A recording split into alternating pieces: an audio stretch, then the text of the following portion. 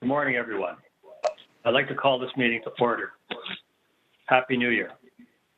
My name is Jim Hart, and I'm the Chair of the Toronto Police Services Board. Welcome to this virtual special meeting of the Board to consider the 2021 proposed budgets for the Toronto Police Service and the Toronto Police Services Board. I will now read the Indigenous Land Acknowledgement.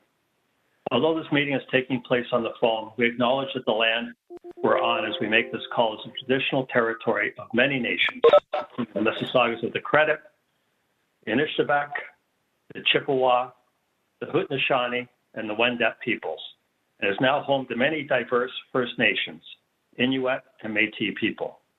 The Board also acknowledges that Toronto is covered by Treaty 13, signed with Mississaugas of the Credit, and the Williams Treaties, signed by multiple Mississaugas and Chippewa bands. Are there any declarations of interest on the Municipal Conflict of Interest Act, members? Hearing none and seeing none, I'll now turn this meeting over to our Board Executive Director, Mr. Ryan Teschner, who will go over this meeting's logistics. Mr. Teschner?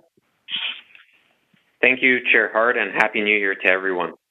And thanks to everyone who joined this call this morning.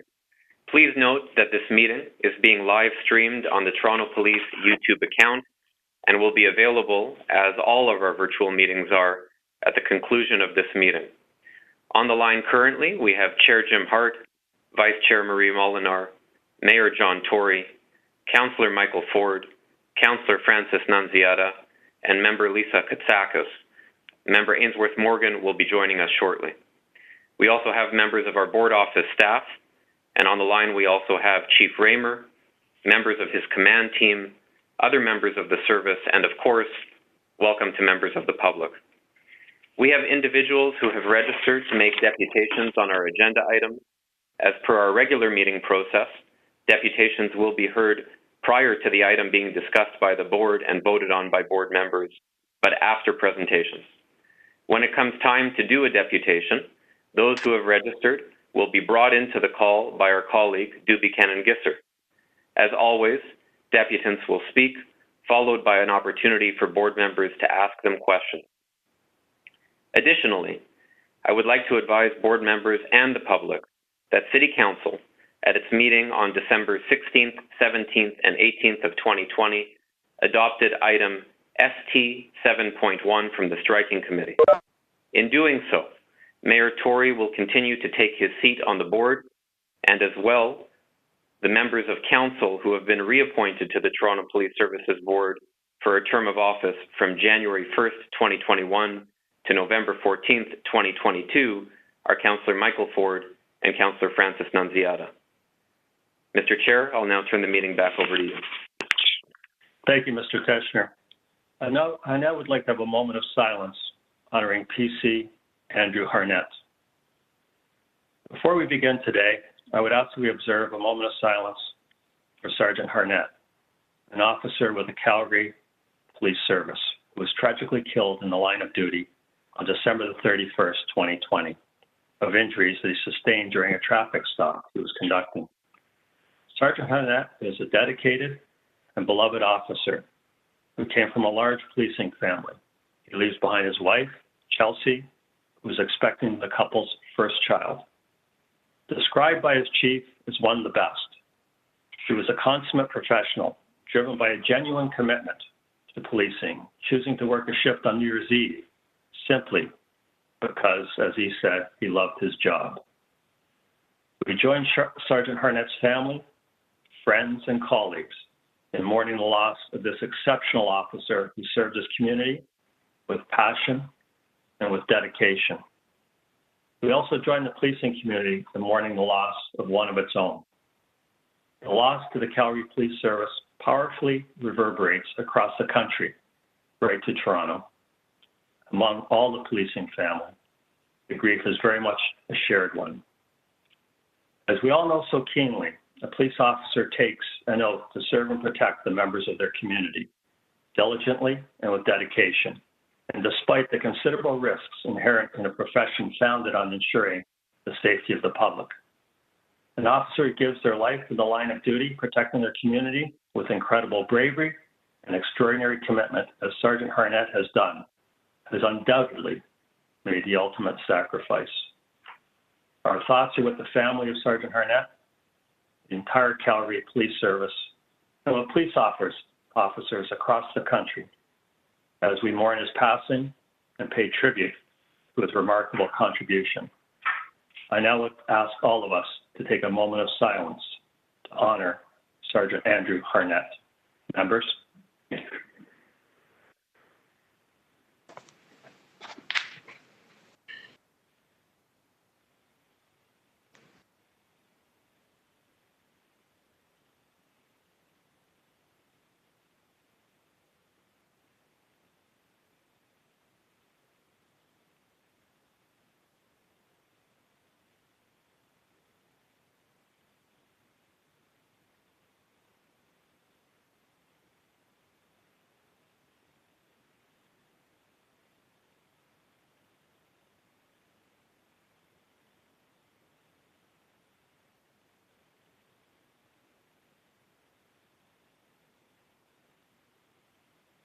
Thank you.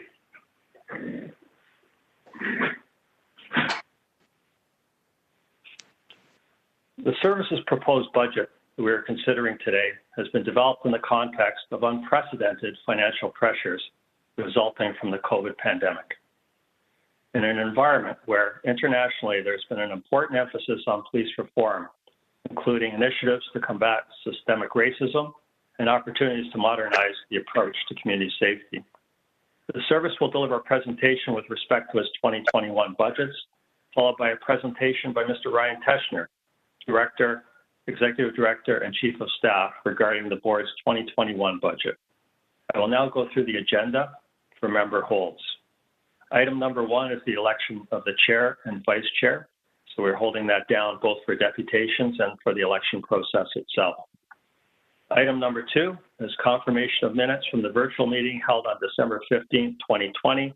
We had a deputation on that item, but the deputant has withdrawn. So can I have a motion to approve those items, or that item rather? Motion to approve the minutes. I can only see Mayor Tory, just so everyone knows. I can't see the rest of you right now. Mayor Tory's moving it. Can I have a seconder? Ryan, if you can see the seconder. Marie Moliner seconds. Thank you, Vice Chair. All in favor? Any opposed? Item number 2 carries. Item number 3 is the 2021 budget requests. We have presentations on those items as well as deputations. So item number 3 is held down, which brings us back to the top of the agenda, which is the election of the chair and the vice chair. Before we proceed with the election, we will hear from the deputants. Doobie, can you put on Derek, please, as the first deputant? Yes, Chair. Derek, you should get a prompt now.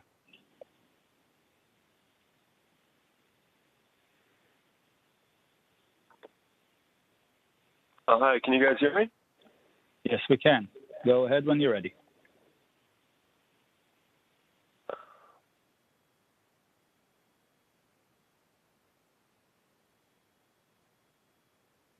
Okay, so at the title, I've titled my written submission, "This is notice of the standard expected of the chair, vice chair of the Toronto Police Services Board." And I just want to say, by me speaking at this meeting, this shall not be deemed to be in any way my consent expressed or implied in doing so as fraud. God bless Her Majesty the Queen, and long live Her Majesty the Queen. And let the record show as person is defined as a corporation in the Legislation Act of Ontario. If I've ever led the Toronto Police Services and or this board to believe in any way that I am the person, then that would be a mistake, and that I ask all of you to please forgive me. So, because the law is a little bit more than what Mayor Tory would have us all believe when he constantly repeats that mantra of his, that the law is the law and follow the rules because the law is the law. This is the standard level of knowledge to be expected from whoever becomes the chair and vice chair of the Toronto Police Services Board. That, and I have a list, and at each of these, I have footnoted at the end of the page stuff to follow up what I'm about to rhyme off. So 1, Salhani's Police Officer's Manual on 1 is not required to show identification upon command by a police officer. 2, the last sentence in the oath of office the Toronto police officer takes says, "So help me God." 3, City of Toronto bylaws only apply to City of Toronto employees. 4, Ontario is a common law jurisdiction. 5, Canadian maritime law applies to acts, and statutes. 6, Crown charges are by way of a contract. That's the definition from the Dictionary of Canadian Law. 7, I included from Black's Law Dictionary the freedom to contract doctrine. 8, the Constitution Act 1982 has yet to come into force subject to Section 59 of it. 9, Queen Victoria repealed the enacting clause of the British North America Act 1867 with the Statute Law Revision Act 1893. 10, slavery is only created under municipal law. 11, courts say that ultimately sovereignty remains in the people. 12, the Queen holds the land in trust for the people. 13, a law degree is a magic arts degree in lying. 14, that legal equals surety and accounting. And included for number 1, Salhaney's Police Officer's Manual. I'm specifically saying this one, Chair Hart, because in light of the video I sent you of those cops telling the guy at the end, but especially Moses Demian, who 2 days later would go on to commit suicide. The cops that were intimidating them both, that you have to provide identification, and if not, that it's a obstruction of justice. So this is from one of the police officer's own manuals, Salhaney's Police Officer's Manual. It says, the common law does not require a citizen to identify oneself or carry identification of any sort. A police officer must not use force to compel someone to identify oneself if he or she refuses. Otherwise, the officer will be guilty of criminal assault and liable to civil damages. And that's from Keckland versus Waugh, 1957, Ontario Court of Appeal. Goes on to say that Section 129A of the Criminal Code makes it an offense to willfully obstruct a public or peace officer in the execution of his or her duty. However, the common law has never considered it an offense of obstruction for a person to refuse to identify oneself, and thus prevent a police officer from carrying out his or her general duties to investigate crimes, as was noted by Lord Parker, Chief Justice of England, in Rice versus Connolly, 1966, where he said, there is no legal duty to that effect, and indeed the whole basis of the common law is the right of the individual to refuse to answer questions put to him by persons in authority, and to refuse to accompany those in authority to any particular place short of arrest, of course.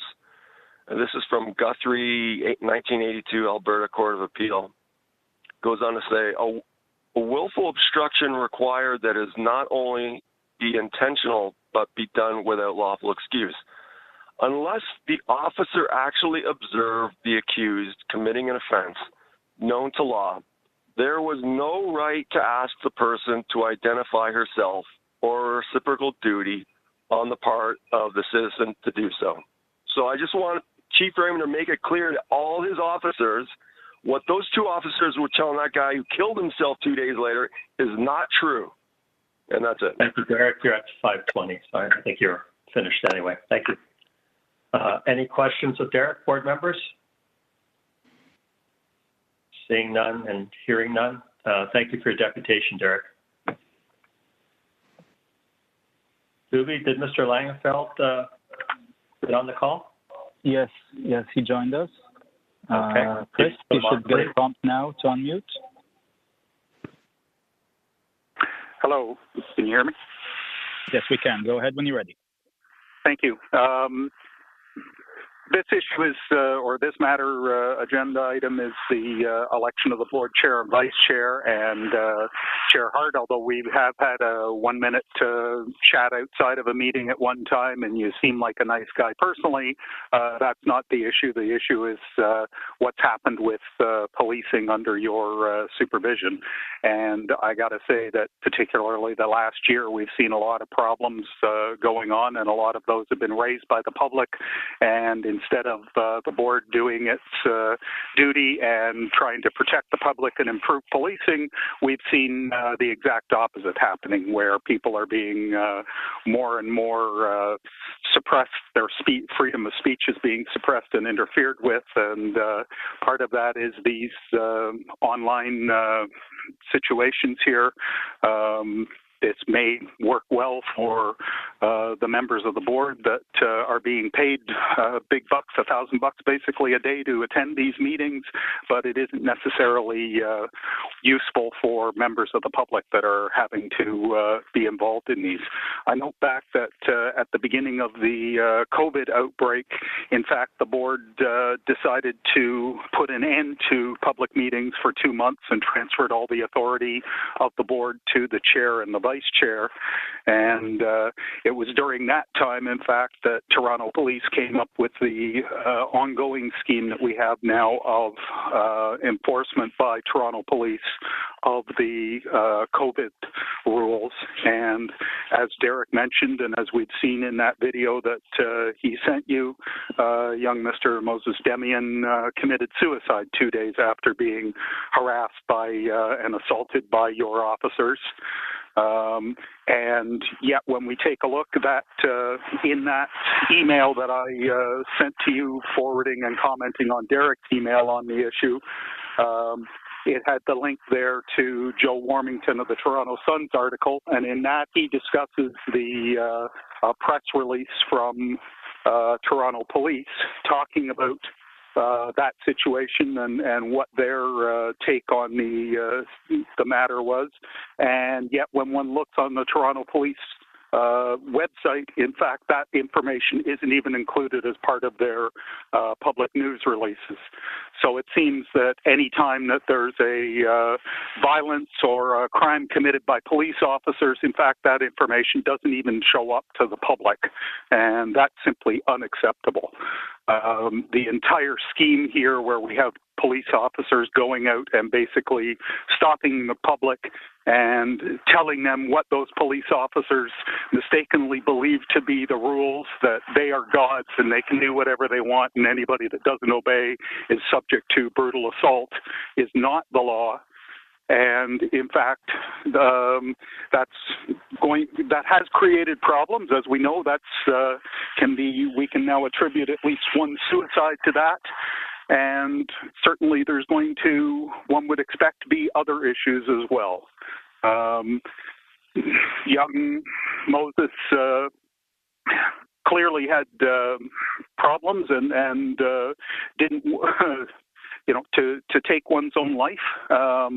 I have to assume that there were other situations in his life that led him to that, but I also have to assume that that the attack by police officers and having to face a corrupt system of police oversight left him feeling that he had no choice.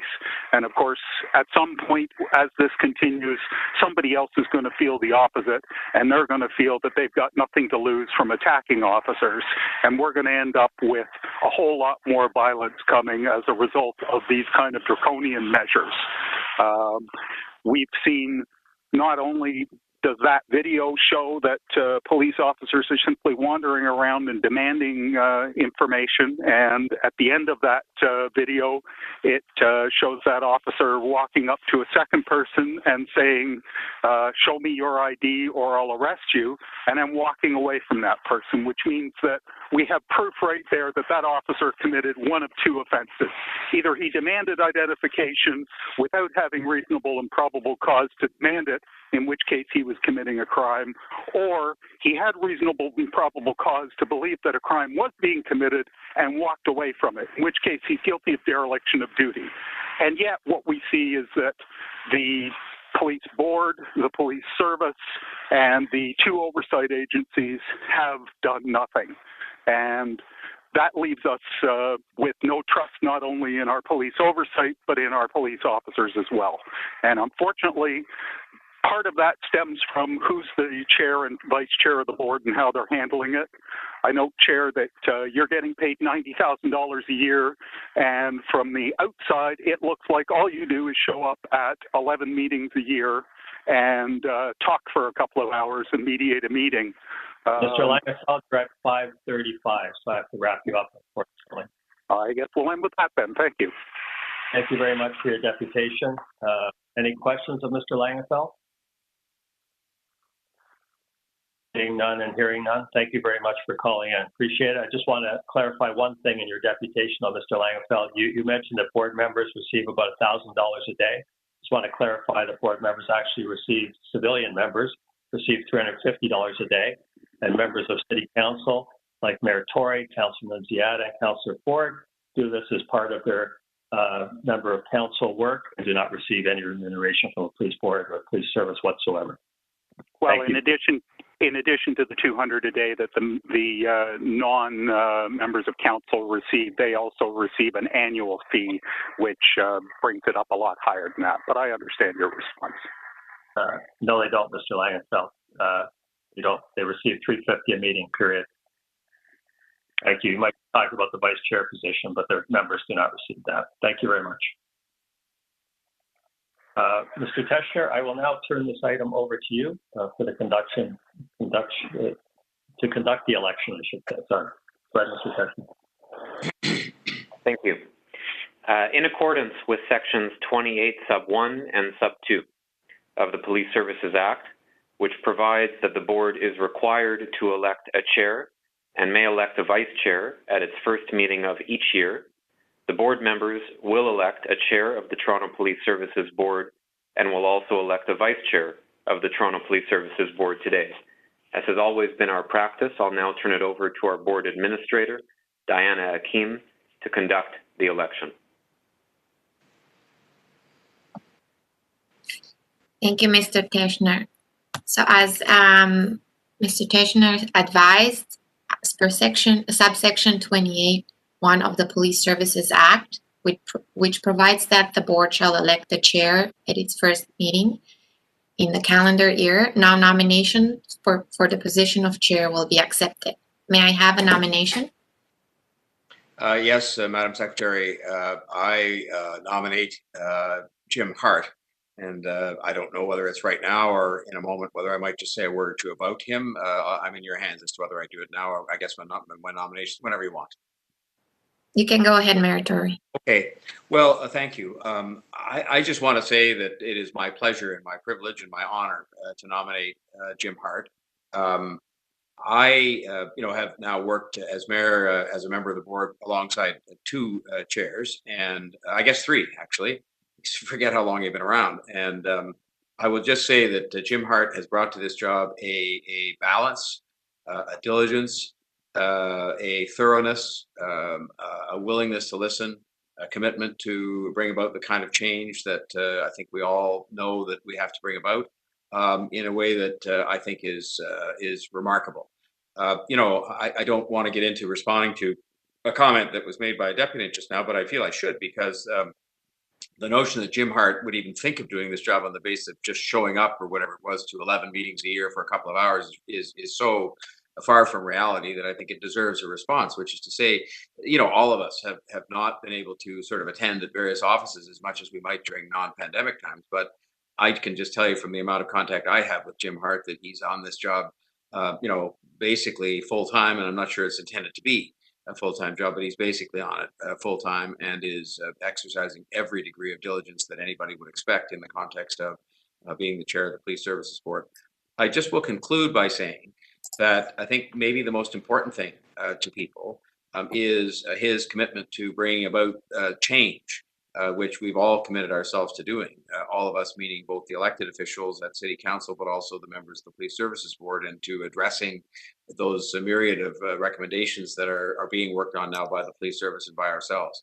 And I will just tell you, and I say this to the public and to really mainly to the public, that Jim's leadership in that regard is exemplary, in that, again, it is balanced in the sense that he is deeply committed to the achievement of the kinds of change that we know is necessary in the interests of supporting the police, but also restoring trust and improving upon modernizing the way in which.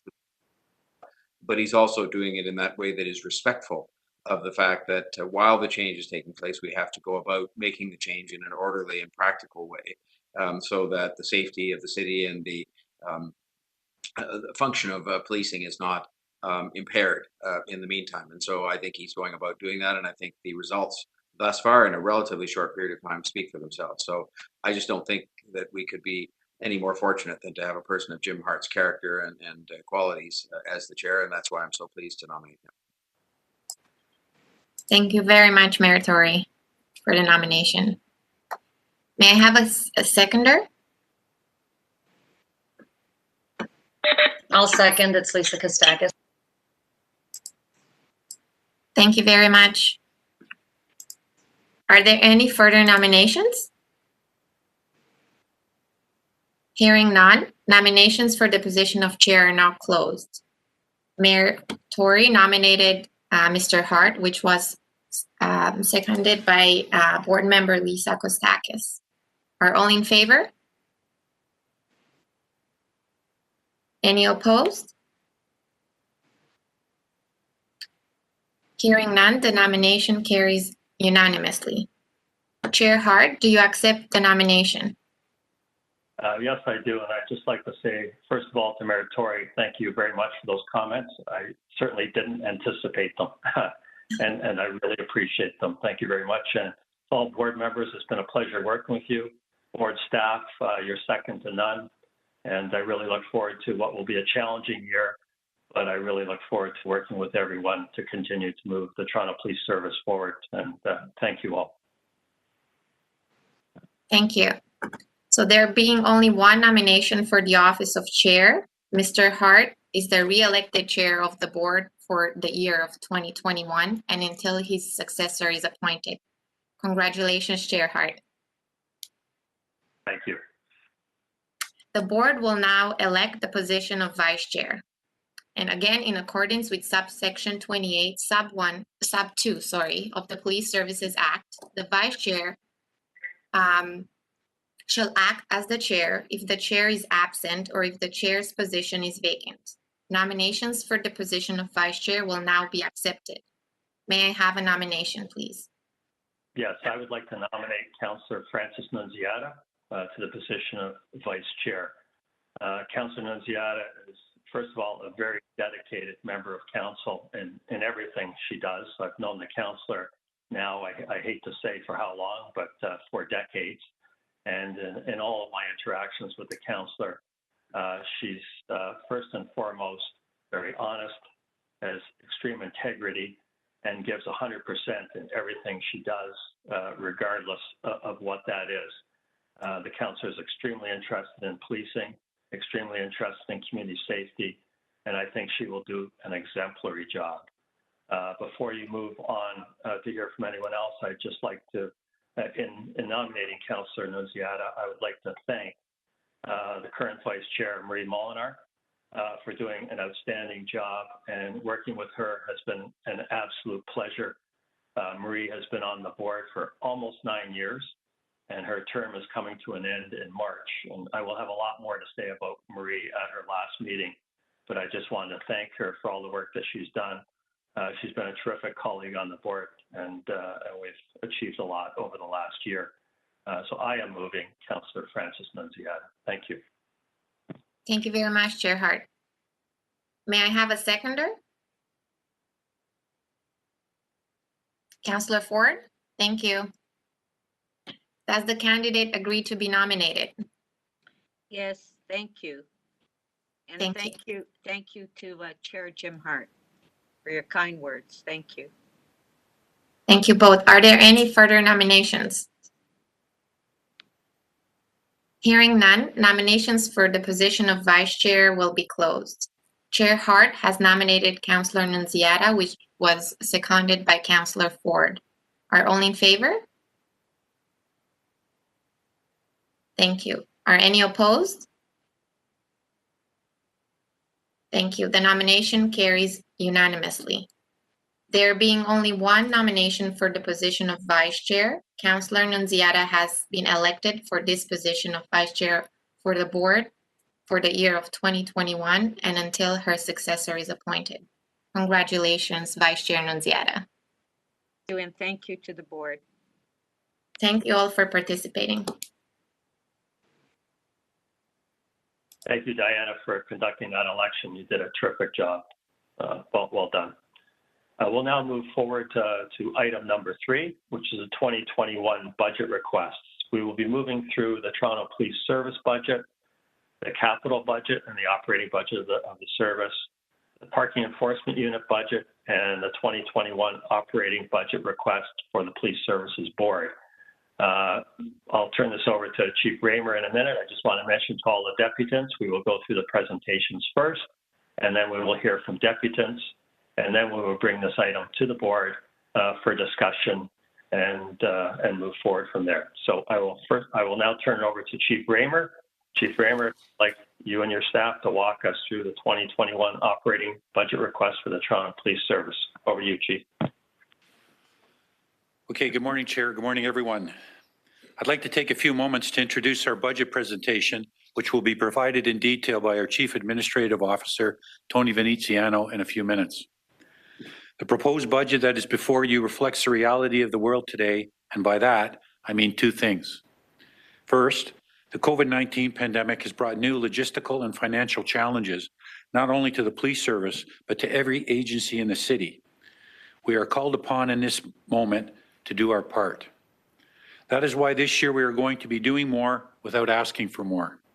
We are holding the line at 0% increase to our budget for the third time in 5 years. This will not always be possible, and as Tony will explain, a 0% increase will have negative costs and impacts that we will continue to monitor.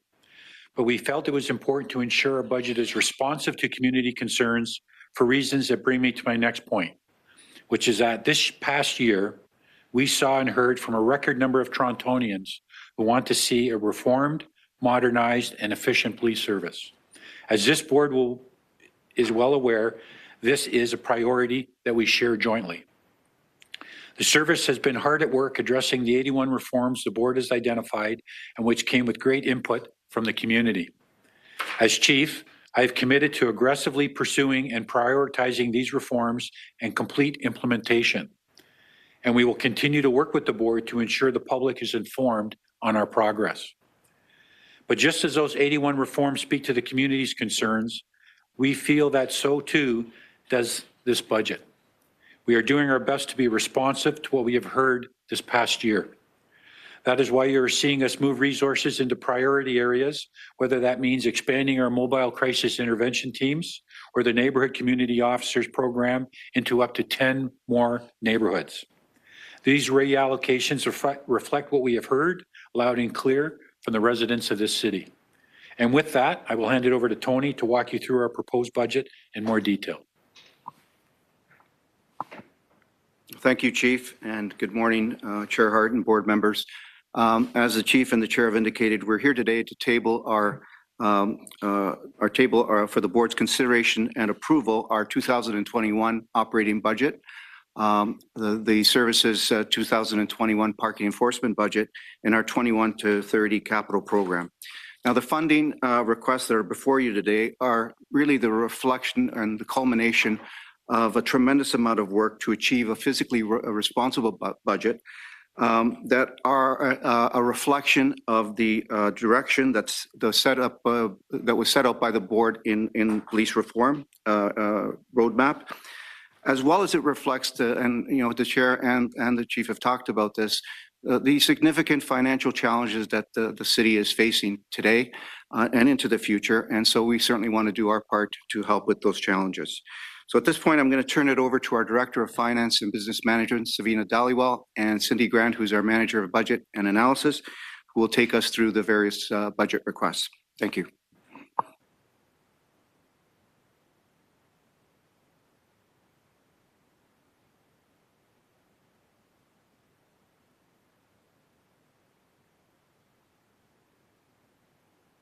Sorry.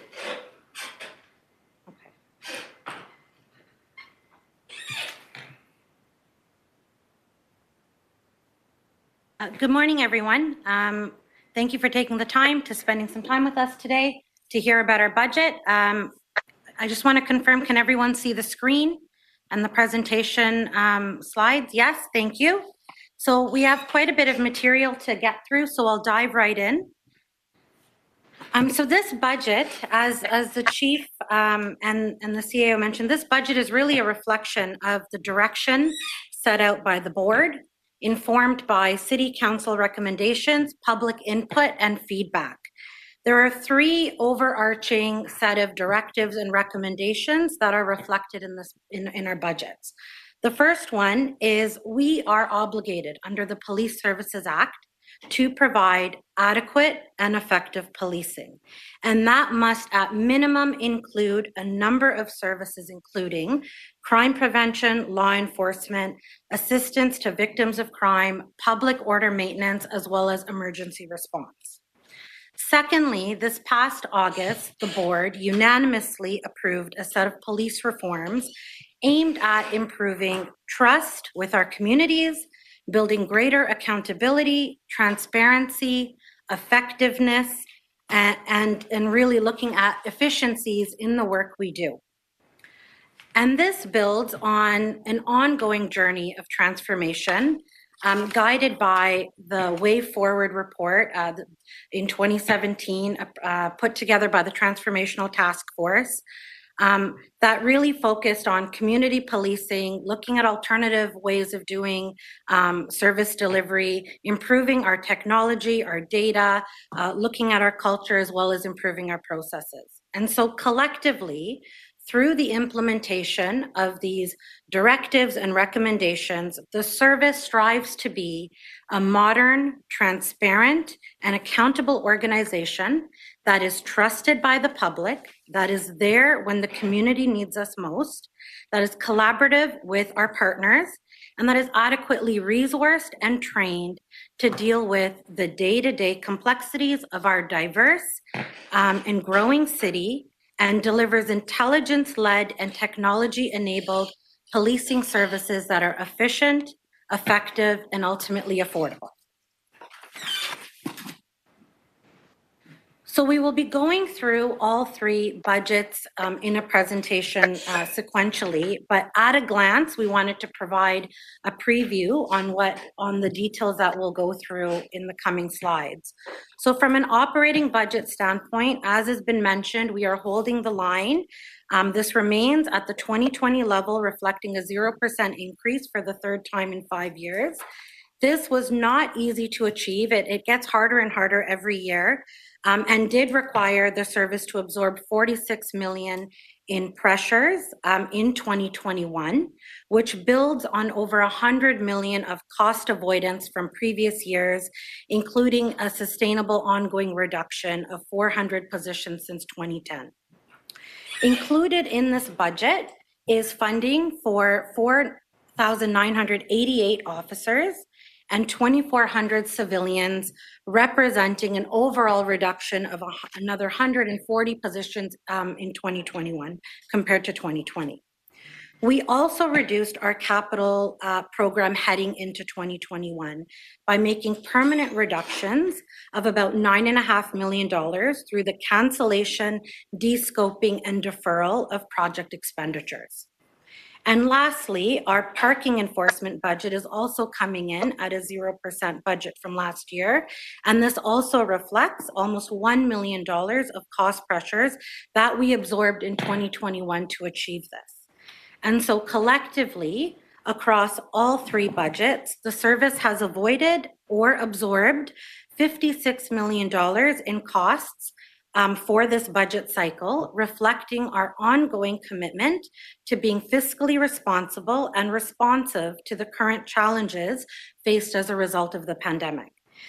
These costs do not include, in addition, the opportunity cost of reallocating existing resources. And so a key theme that the chief mentioned is doing more without asking for more. This budget reallocates approximately 100 existing resources to a number of key community safety priority areas. So specifically, the service has expanded the number of mobile crisis intervention teams, or MCIT teams, to almost 30 from 17 in 2020. The service in parallel is also working on a proof of concept, placing 4 civilian crisis workers from a community agency, so not police resources, to our 911 communication center in an effort to divert non-life-threatening calls to alternative providers. In addition, more officers in our service will be receiving enhanced training when it comes to addressing crisis calls. So collectively, all these efforts are expected to drive 24-hour coverage when it comes to persons in crisis calls from the current coverage of 10 hours. We're also continuing our commitment to expand the neighborhood officer program. Currently, it serves about 33 neighborhoods, and we're looking to expand that by up to an additional 10 neighborhoods. As well, in support of Vision Zero, the service has dedicated a team of 18 officers to address road safety priorities, including driving complaints and traffic offenses. We've also reallocated resources to achieve greater preventative and investigative capacity towards gang prevention, hate crimes, which saw a sharp spike this year, as well as shootings, all of which are ongoing concerns for our communities. We also remain committed to the 70-30 reactive proactive priority response model, as well as continuing to further equity, inclusion, and human rights objectives. In this regard, we've augmented the training requirements for cadets and current members to include enhanced leadership and human rights related training to ensure that policing continues to be delivered in a bias-free manner. And lastly, this budget reflects reform and transformation. There are ongoing projects that are part of the way forward, such as Connected Officer and the Video Bail Project, as well as expanding the scope of online reporting, as well as most recently what was approved late last year was the implementation of the Body-Worn Camera Project. And so all of these priorities collectively are intended to be responsive towards reforms and towards the public safety needs of our communities. We will continue to listen and adjust as we go. Ultimately, with a budget that is almost 90% related to people, it's critical that existing resources are strategically and effectively deployed to support community safety priorities. And so despite cost containment and service enhancements that are reflected in this year's budget, it's important to outline that the services workload and the demand for the public safety services continue to be influenced and pressured by its environment. The city is growing at an exceptional pace, and under normal circumstances, it is a tourism hub for North America. In just a 4-year period, the city has grown in population of about 140,000 residents, which is the equivalent to cities like a Peterborough or a Thunder Bay. This does not include the millions of daily commuters and visitors that come into the city and also require the same level of public safety as our Torontonians. And so over the same period of population growth, we've also reduced our staffing levels. So uniform levels specifically went down by approximately 300 officers between 2016 and 2019. And so as a result, due to the increase in population and decline in staffing levels, our population served per officer continues to be among the highest of all major North American cities. And even in the last few years, you can see the chart on the right, that span of coverage continues to grow. And so a growing city often translates to just greater potential for crime. And you can see that reflected on this slide, especially our crime rates between 2016 and 2019. 2020 did see generally lower crime rates when comparing to last year. However, over a 5-year period, a number of these indicators continued to rise, including shooting incidences, auto theft, and robberies. Calls related to persons in crisis also remain a significant concern, and even into 2020, these calls continue to increase significantly year over year. And so for now, we consider 2020 to be a bit of an anomaly due to the pandemic. Under normal circumstances, we do anticipate or expect that many of these trends would have continued to rise.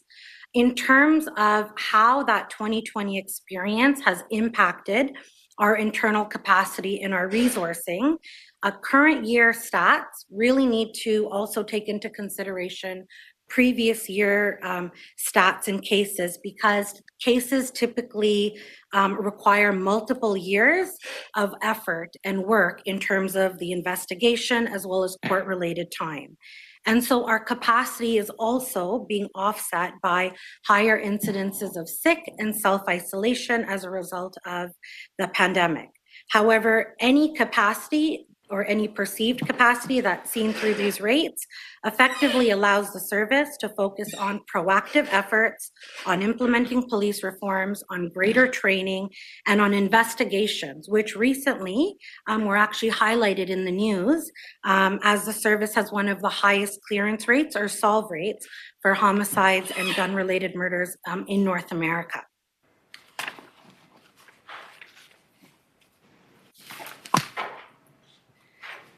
And so a growing city and greater potential for crime ultimately drives more calls into 911. And so this slide shows very similar trends in terms of increase in volume from 2016 and 2019 with a dip in 2020. Even when factoring in the dip in calls in 2020, there is still an overall increase in the number of calls received over a 5-year period. 2016 to 2019 also again reflected a time where calls attended also increased while staffing levels decreased. Time spent on calls is another sort of determinant, which actually increased even amid lower volume in 2020. This year in 2020, the time spent on calls still increased. And so some contributing factors include the rise in crisis calls, as these do take greater time and care to resolve and de-escalate safely. But understanding the relationship between resourcing, the nature of calls, the activities, and the time is really an important piece of analysis as part of 2021 that'll be undertaken when it comes to identifying the most effective and efficient public safety response models. Lastly, in terms of other operational influences, there's recent legislative impacts as well as the pandemic. I think we've covered some of these already, and we'll continue to cover some of these details in support of some of the budget details in the coming slides. And so despite this operational environment with growing demands for public safety services, the service is still proposing a flat, fiscally responsible budget that augments services and builds on past successes.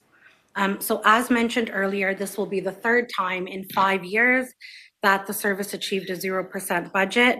It does get harder and harder. This absolutely was not easy to do this year because the budget is 90% people. And with that comes significant amount of non-discretionary costs such as benefits, salaries, and collectively bargained items.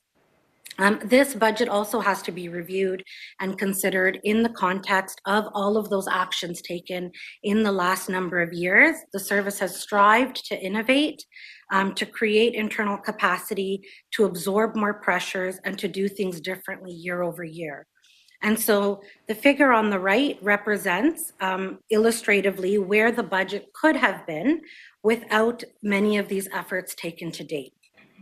Moreover, historically, the service's budget increased. So by about over a 10-year period, the service's budget increased by about 20% from 2010 to 2020.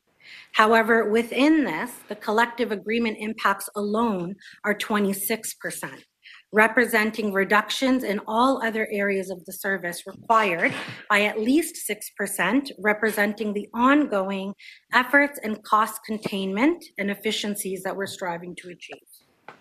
This also includes the overall reduction of 400 positions since 2010.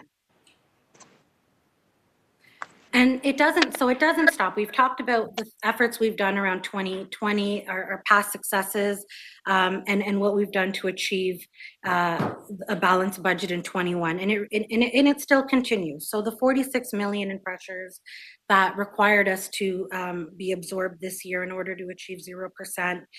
Just to highlight some of the key actions that were taken, we did reduce the number of funded positions by 140. That's 90 civilian and 50 uniform.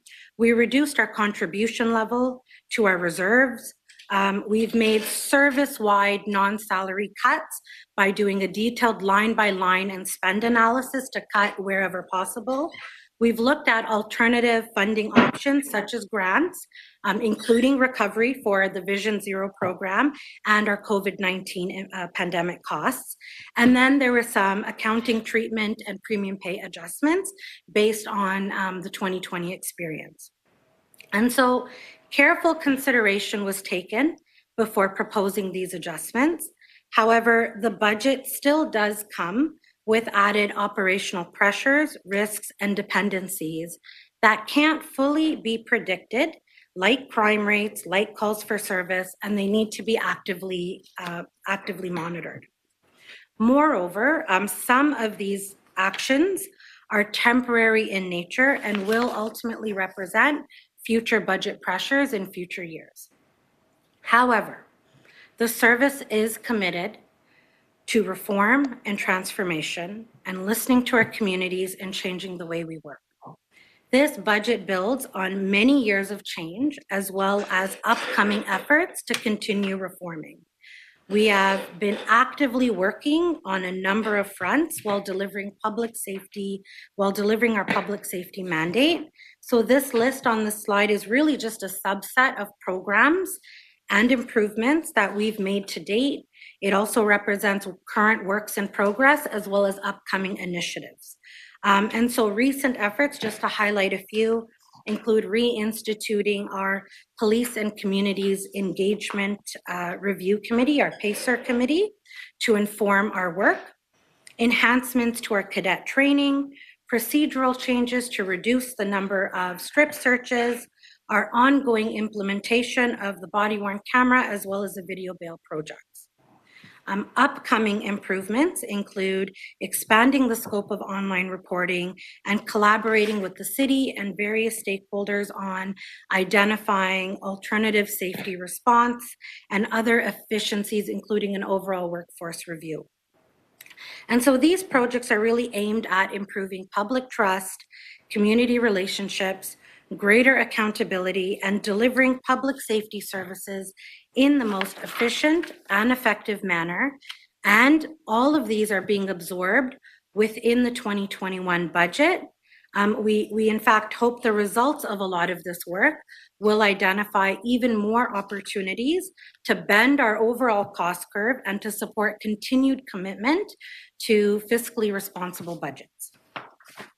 And with that, I will hand it over to Cindy Grant, our Manager of Budgets and Financial Analysis, to walk through the details of the 2021 budget.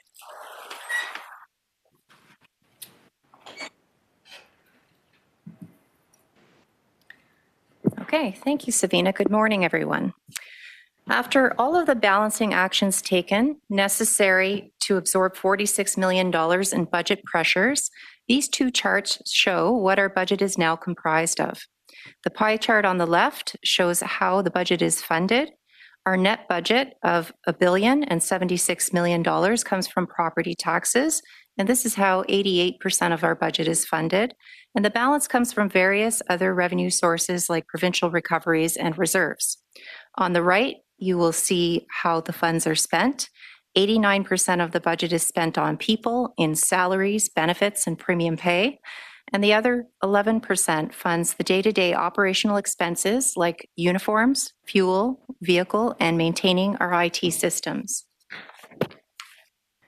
This is another view of our overall request where we lay out our budget by major category. And on a total basis, our budget is flat, coming in with a 0% increase. But when you compare our 2021 budget to 2020, the most notable impact is $17 million in an increase resulting from the collective agreements. And these are the obligations negotiated under the 5-year contract with the Police Services Board. We've made considerable efforts to offset this increase in almost all other categories to absorb this and the other pressures. And I'll explain each of these categories in more detail in the following slides. The most significant part of our budget is the base salary requirements, and we're reducing these by over $8 million in 2021. In order to come in at a zero budget increase, we needed to make adjustments to our hiring strategies, and this has meant that we had to reduce 50 officers and allow for a complement of 4,988 officers in this budget. But we will still require hiring in 2021 in order to maintain our complement and to replace some of those who leave. As our experience has been that about 200 to 225 officers retire or leave the service every year. Just a little bit of information about how our hiring works. Our hiring happens for officers over the year in 3 different intake classes. We hire in April, August, and December. And then once hired, our police cadets receive a substantial amount of training, in total 6 months before they are deployed. So, for example, a recruit that's hired in August will not be deployed until February of the following year. So you can see, for the most part, that this year's hires are really to replace the attrition that occurs this year and into next year. We've also made reductions to our civilian positions by 90 to, again, facilitate a more affordable budget this year. And this will allow for a complement of 2,400 positions and a planned vacancy rate of 5.5%. Backfilling of civilians who leave will be done on the basis of strategic priority and operational criticality. And I'll talk a little bit more about our civilian staff on the next slide.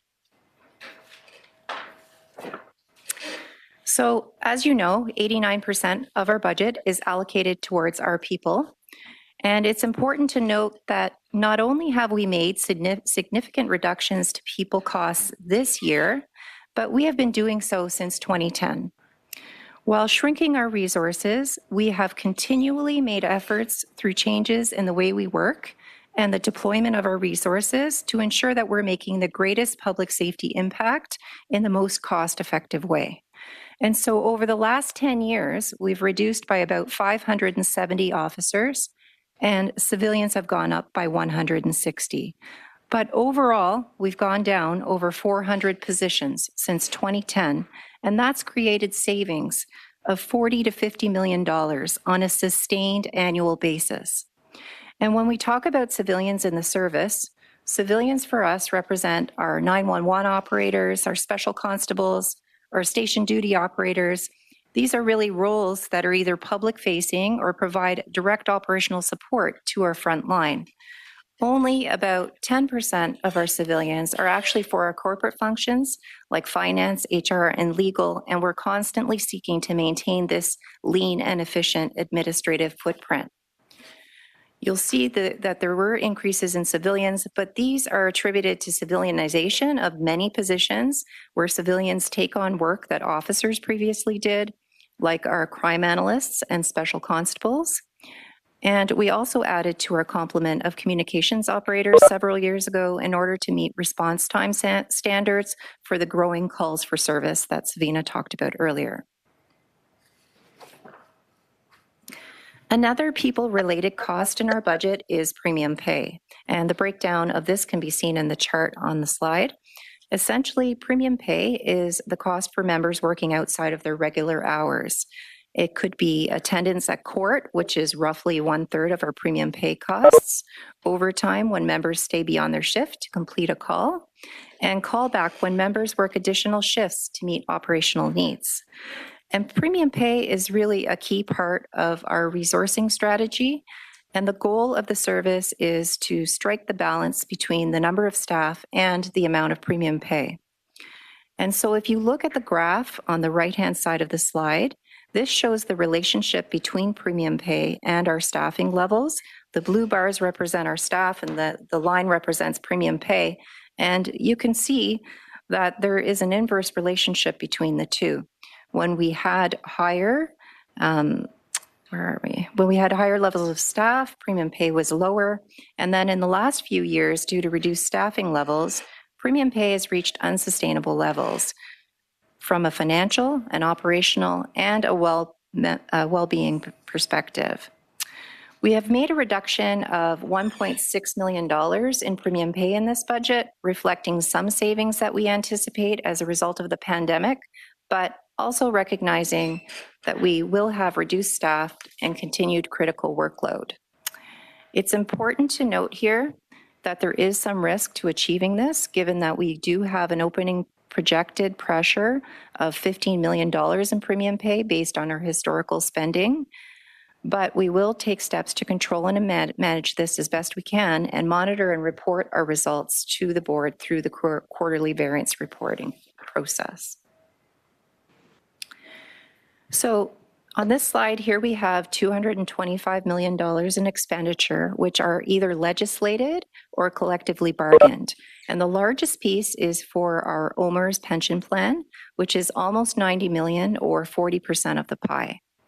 We've built in increases in the budget in this category, primarily due to rising costs of medical and dental and other legislated rates, as well as WSIB costs that continue to put a pressure on our budget with the introduction of the legislation around post-traumatic stress disorder, the presumptive legislation.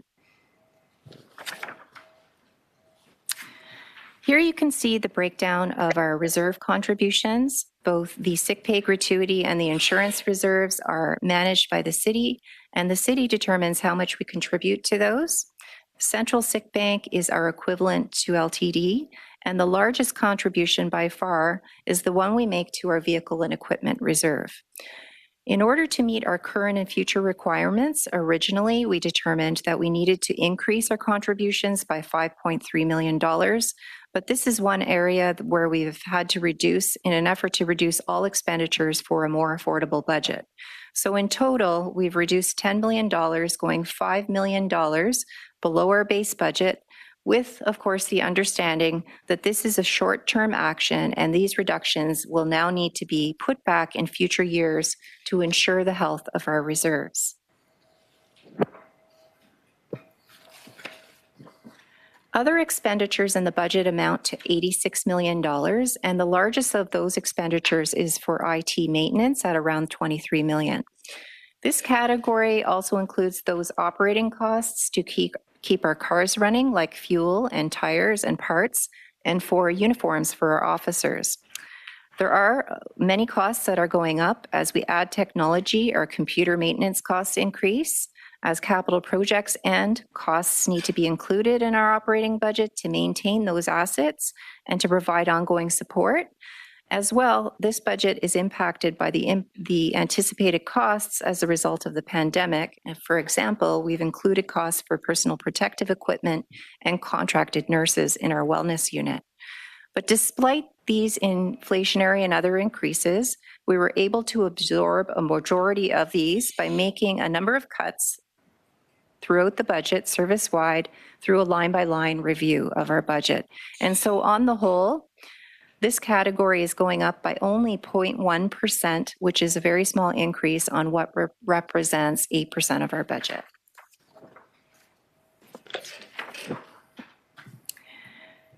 Revenues include grants, recoveries, and draws from reserves, and the increase in this category can be attributed to our anticipated recovery for our pandemic-related impacts from the province through the city, and also our recovery for increases to our Vision Zero road safety team.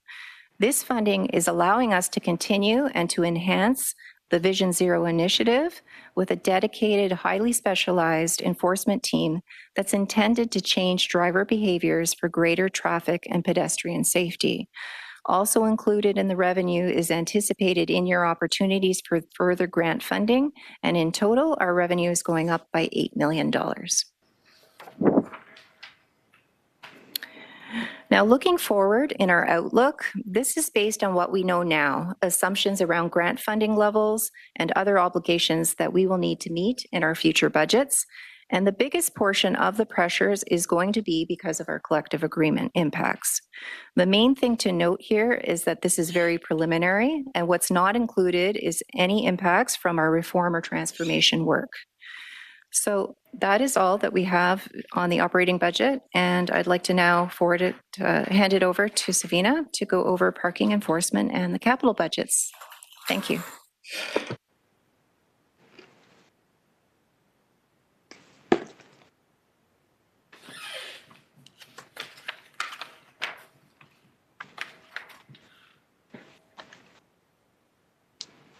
So our capital projects are really intended to be upfront investments that will drive longer-term organizational benefits and impacts. The services program is really intended for enabling intelligent-led policing, maintaining a working inventory of assets such as equipment and systems to meet operational requirements and maintain an adequate physical presence in the city. This program, what you'll see on the chart is that this program is primarily funded through debt funding from the city, as well as through operating budget contributions to our vehicle and equipment reserve, which then are in turn used towards capital programs. So at a glance, the services capital program will address improvements to aging infrastructure. It will update core operational systems and support the life cycle of the services almost 1,750 fleet of vehicles, as well as some equipment. Facilities, you'll see, is a significant part of the program, and some of the major projects included under there are the 5455 consolidated division, as well as the 1353 division, and improvements to the 41 division. IT-related investments, just to call out a couple, represent investments towards our Analytics Center of Excellence, as well as the Public Safety Data Portal. And then the equipment associated with the body-worn camera project is also included in the capital program, while the ongoing subscription piece is part of the operating. And so it's important to note that in the short term, this program also reflects our commitment to affordability. In 2020, as I mentioned earlier, we made $9.5 million of permanent reductions to the program, and those costs carry themselves into 2021. And so we canceled projects like our 32 division, we deferred some of our state of good repair projects, as well as completing a few projects under budget. In addition to that, in 2021, we also reduced our debt funding requirement by another $9 million. What you will see is that overall in the 10-year program, the capital program has increased by $22 million over the 10-year period. However, this is mainly attributed to revised construction costs associated with our facilities-related projects.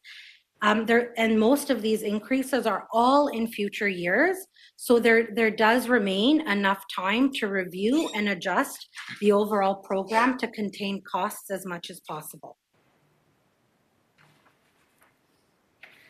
And so in terms of this year, we're really looking at 2021 as a year to revisit the overall capital program and specifically review the services facilities plan and align it with our future needs, vision, and the requirements for the service.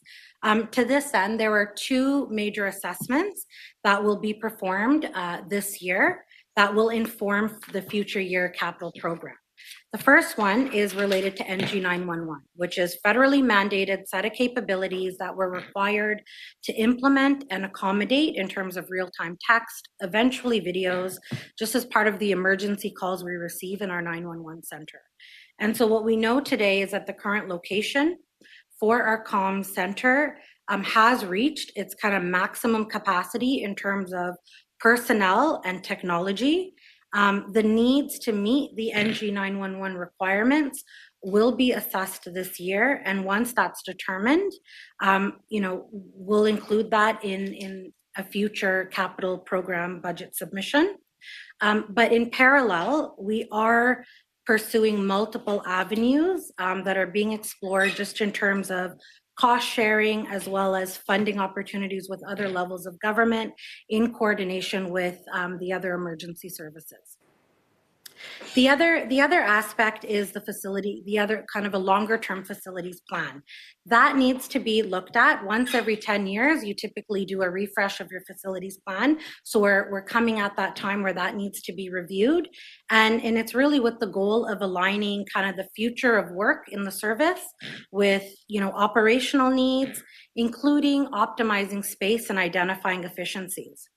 Again, in parallel, there's also work happening with Create TO as well as City Finance on an overall program that could better meet the current and future facilities related needs of the service, but also contribute towards longer term financial sustainability of all of the services budgets by trying to unlock the value of some of our assets.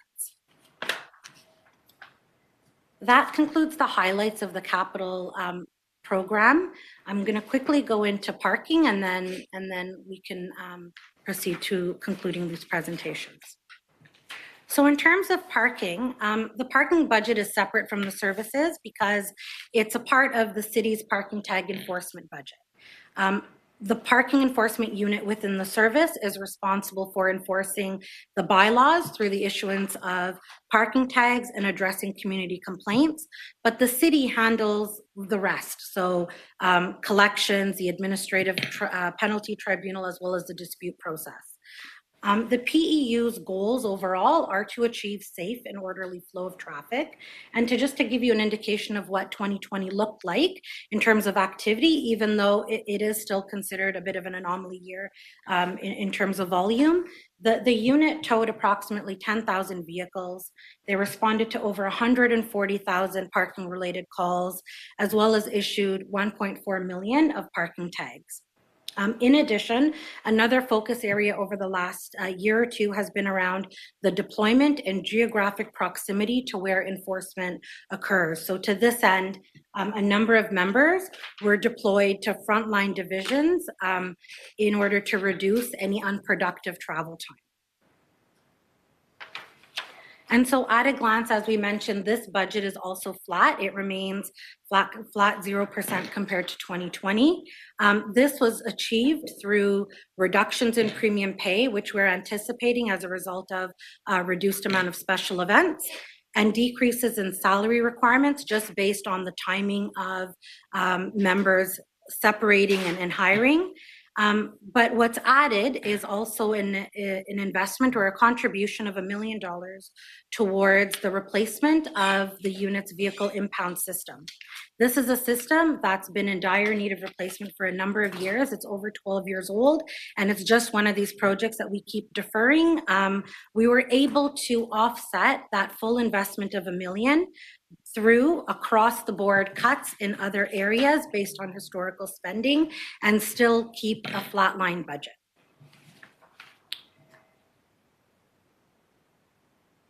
Yep, and that concludes the parking. So, Mr. Chair, and board members, if I could, I'll just do a very brief wrap up, and then I think we can certainly turn it over to the board to further direct us.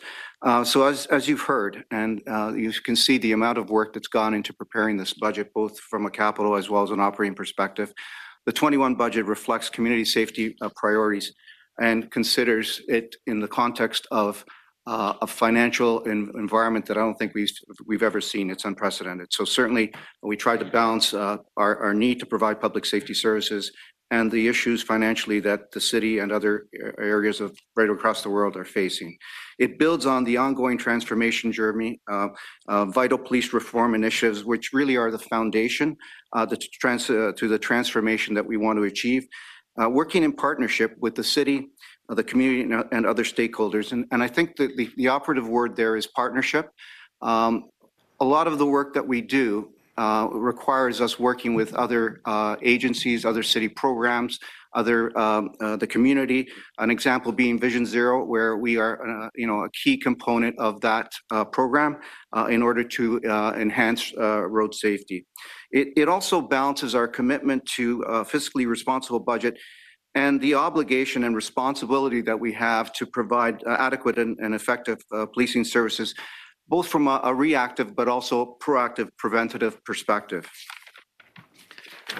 The budget achieves service enhancements through the reallocation and reprioritization of resources. And what that means is that we're essentially absorbing the costs and using existing assets, human resource assets, to allow us to achieve higher priorities, because there's a lot of priorities.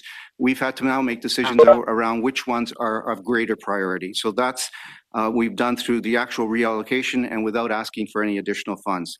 And as has been pointed out, we've achieved the 0% budget for the third time in the last 5 years, which again required us to absorb $46 million in cost pressures, including $17 million that are related to meeting our collective agreement obligations.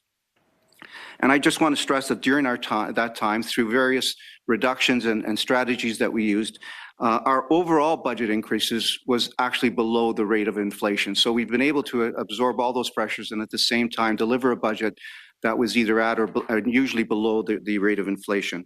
It includes, as Savina pointed out, ongoing savings of $40 to $50 million from a reduction of positions, of 400 positions since 2010. And I can tell you that in 2010, we had about 5,600 uniform officer position. And right now we're at around 5,498. So we've actually reduced on the uniform side around 600 positions during that time. What we've also done though is we've increased our civilians, the number of civilian positions, because our strategy was to actually civilianize those roles and positions that were previously performed by a uniform that didn't require any use of force and could be better actually performed by a civilian who has the expertise, education and experience to actually carry out that role more effectively. An example being crime analysts. And also in a lot of cases, most cases, having the civilian do that work actually is cheaper than having a uniform officer do that work instead. Again, achieving a flatline budget was very challenging. It required us to kick the can down the road, as they say, in terms of some of our expenditures, particularly with respect to our reserve contributions, which are reaching a point where we are concerned about our ability to actually meet our obligation in future years. We're okay for the next couple of years, but certainly there are investments that are going to have to be made in the future in order for us to be able to meet those obligations. Premium pay risk remains. And so really, this budget will require us to very carefully monitor and manage our finances and to ensure that we actually achieve the budget that we want, that gets approved at the end of the year. You can see from our outlooks in 2022 and 2023, we are projecting increases preliminarily of 5.3% in 22 and 3% in 23. So again, our overall goal, and this is very much working with the city who has the same, that has the same sort of objective, is to actually move to a much more sustainable, a much more mature outcomes-based budget that provides some level of certainty to our program as well as other city programs. And so we're going to be working with the city CFO on that to achieve that objective. And it's a 4-year sort of transformation that the city is going to be going through. Year 2, of course, was somewhat made more challenging because of COVID, but certainly the move to outcomes-based budgets is where we want to go as a city and where we want to go as a service. For the focus areas in 2021, again, effective and value-added public safety services in a growing city, building community relationships and trust and accountability, moving to that 70-30 reactive proactive model, continuing our modernization that came out of the transformation task force work, but also other initiatives that we're identifying. Even as a result of COVID, we have identified efficiencies that we think we can certainly sustain in terms of more online work from home, all of which will reflect our facilities footprint as well as our technological investments that we want to make.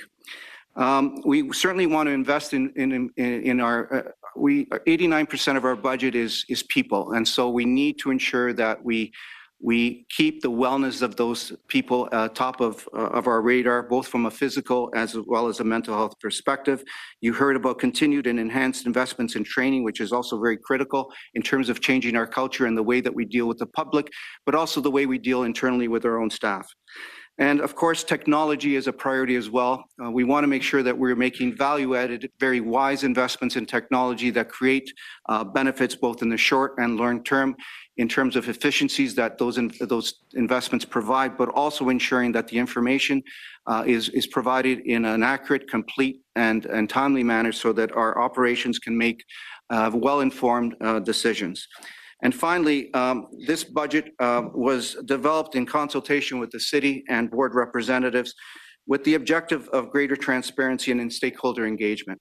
And so we've done a line by line in the past, but we heard very clearly last year that the public, our oversight body, the board, councillors, there's a desire for even enhanced information, and so we spent quite a bit of time this year making sure that we were as transparent as possible, making sure that the taxpayer has information on where their tax dollars are being spent, and that's something that we've done a lot of work with. And so Savina will talk about and show you some of that work in just a moment.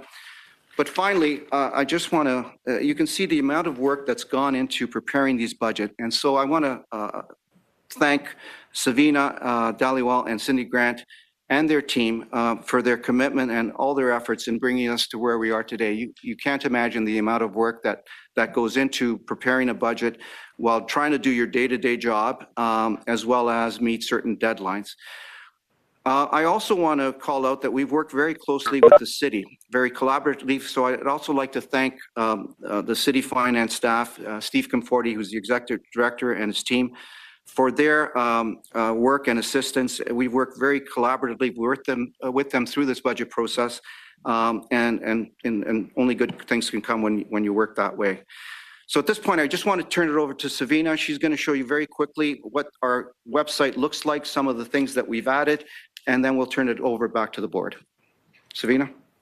Thank you. So really quickly, I just wanted to highlight some of the material that's available on our website. As the CAO mentioned, we are always striving to be transparent with our budget, and every year it's all about adding either more material, but ultimately what we're trying to do is strike a right balance between lots of detail that's meaningful, but also very, very transparent, as well as summary level information that is high level and actually tells the story. And so this year, it's very similar to past years, but even more so, we've added more material, new material that typically has evolved kind of over the last number of years that I just wanted to highlight. So the public website, it's torontopolice.on.ca/budget. What it starts with is day in the life videos, because before you really get into the numbers, what's really important to highlight is what are these investments? What are these program areas that are creating tangible, real value to our communities? And then it goes into a slicing and dicing of our numbers many different ways. There's a breakdown in a tree map view, which for those of you who saw the Toronto Star article on our budget, they also did a bit of a tree map. There's a number of illustrative ways of talking about our budget. So there's more just straight kind of infographics, as well as more of an illustrative view that tells a bit of a story, similar to how the board summarized their virtual town halls. In addition, as the CAO mentioned, there is a very detailed line-by-line budget by command, by area, and each one of these would just be clicked on, and then that would open up. I just opened an example just to show everyone. So I opened up priority response, I believe. Did I open up? Yes, priority response. And what it shows is what part of the chart is going to be outlined through a line by line. And each one of these boxes basically represents a separate tab, and it goes through all the major categories, so salaries, benefits, premium pay, all the major categories that Cindy walked through, but it drills it down basically to the cost element level. This is a level of detail that's basically in our financial system that we use to manage our day-to-day budget. And so in addition to that, what we wanted to just highlight is that in addition to the line by line and the historical spend and kind of all sorts of material at a high level and at a low level, we continue to listen. We're constantly looking for feedback. During this budget deliberation process, we are open to questions from the public. Your TPS budget at torontopolice.onca is where members of the public, of the media, can email us. What we commit to doing is distilling the questions and the feedback and posting a Q&A on our website that will evolve over the coming weeks as more questions come in.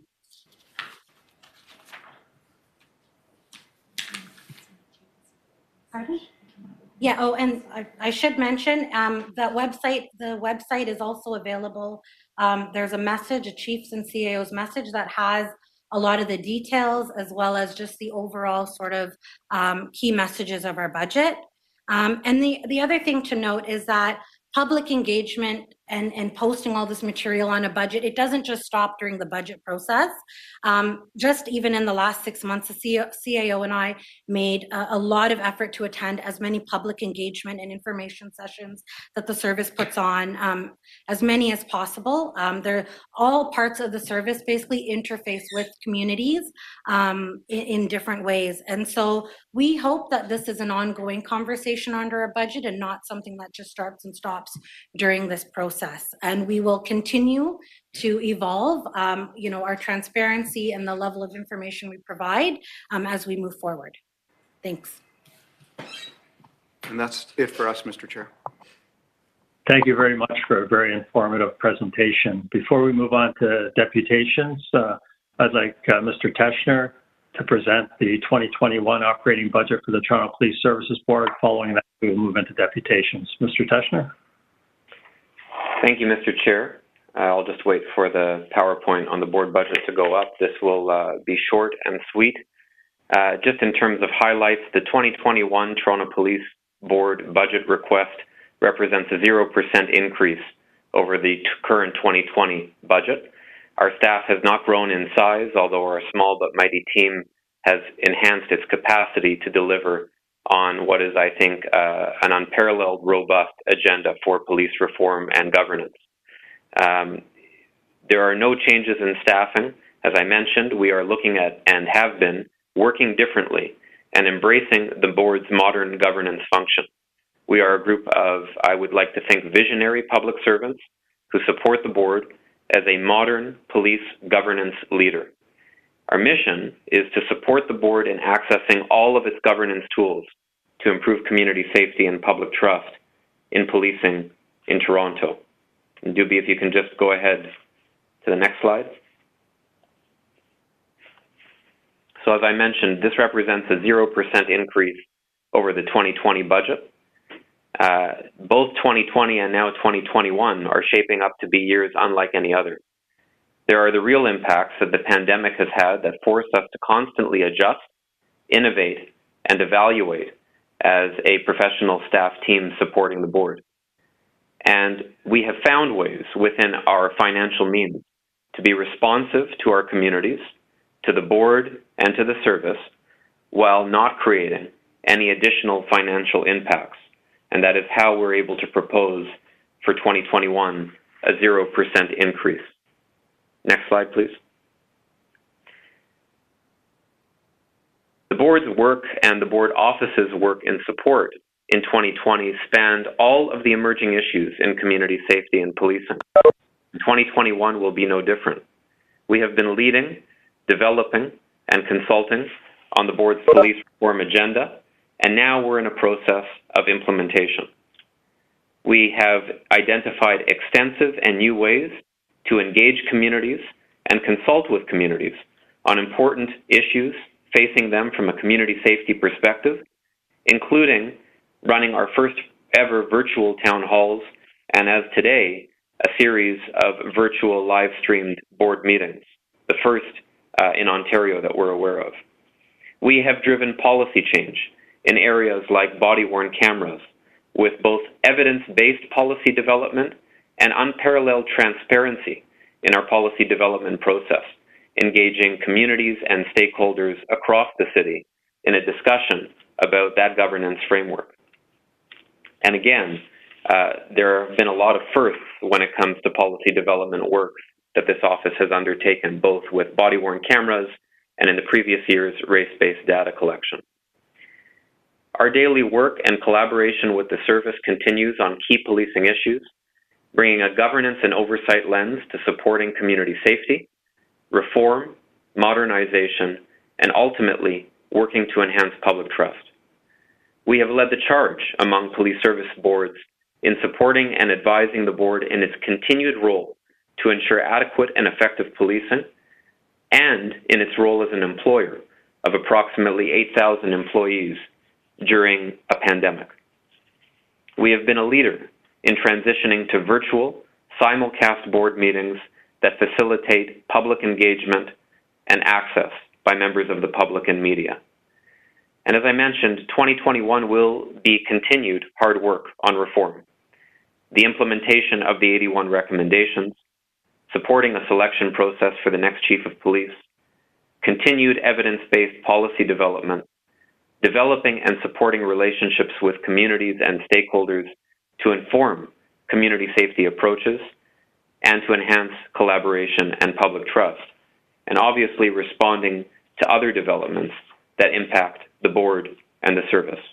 So a big agenda and one we're excited about. Last slide, please.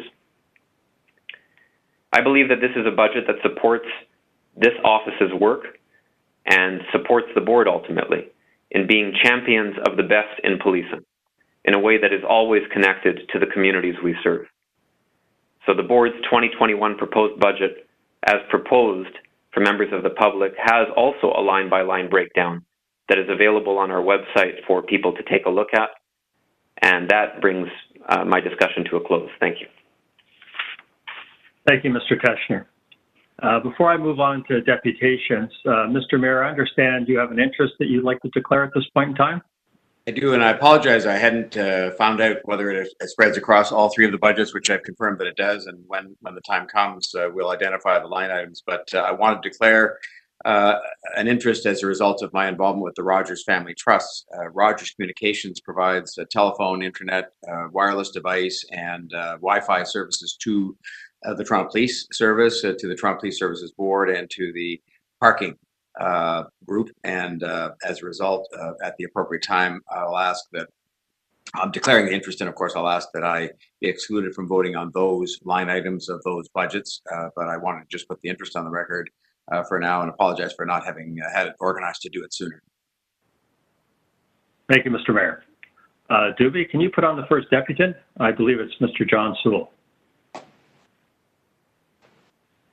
Yes, Chair. Mr. Sewell has dropped off the call for the moment. We'll wait for him to come back. In the meantime, the next deputant is Thomas McCatchney. Thank you. Thomas, you should receive a request to unmute right now.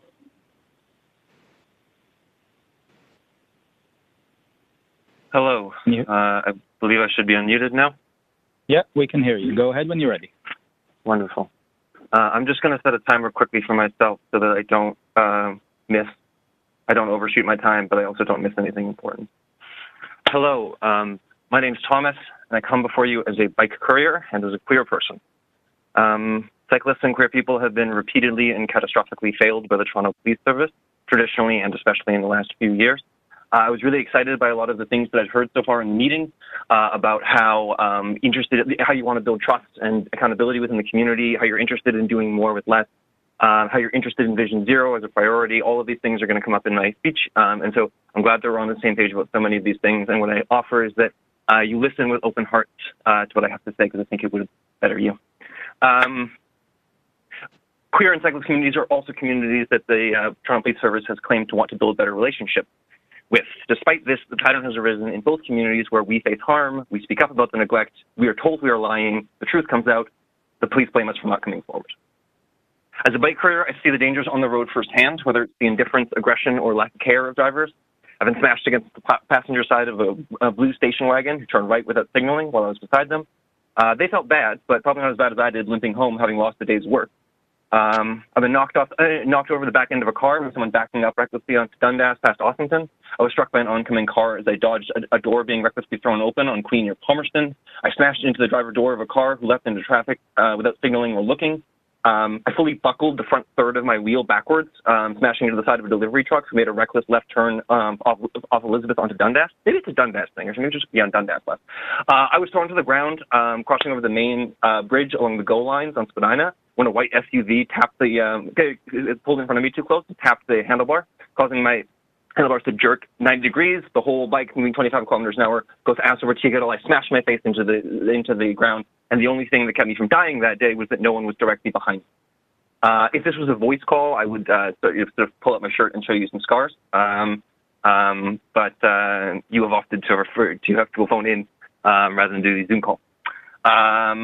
In 2019, a report was released 6 months late that detailed the Toronto Police Service, at that point 2 years into the Vision Zero project, had very few officers dedicated to responding to road incidents where cars hit cyclists or pedestrians. Mayor Tory, do you know how many officers there were?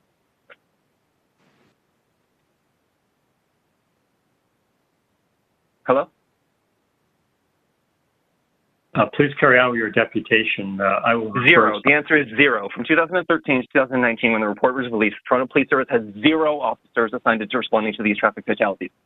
The week after this report came out, the Toronto Police Service had a special bike safety demo where you handed out lights and bells in order to drive home the idea that the cyclists were in fact to blame for getting in, for their deaths, for their lack of lights and bells. Despite the overwhelming number of these cases, cyclists was not at fault. All of this tells me that you do not care about me or my life. When questioned about this, the Toronto Police Service needed an additional $1 million to add to your $1.1 billion budget, which you praised as $1,000 million in your budget, which is a weird way to say a billion.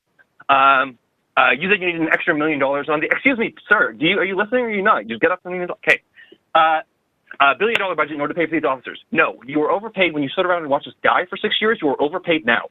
Budget suggestion 1, fire 100 police officers making $103,000 a year and hire 200 traffic officers making $52K a year who do not carry weapons.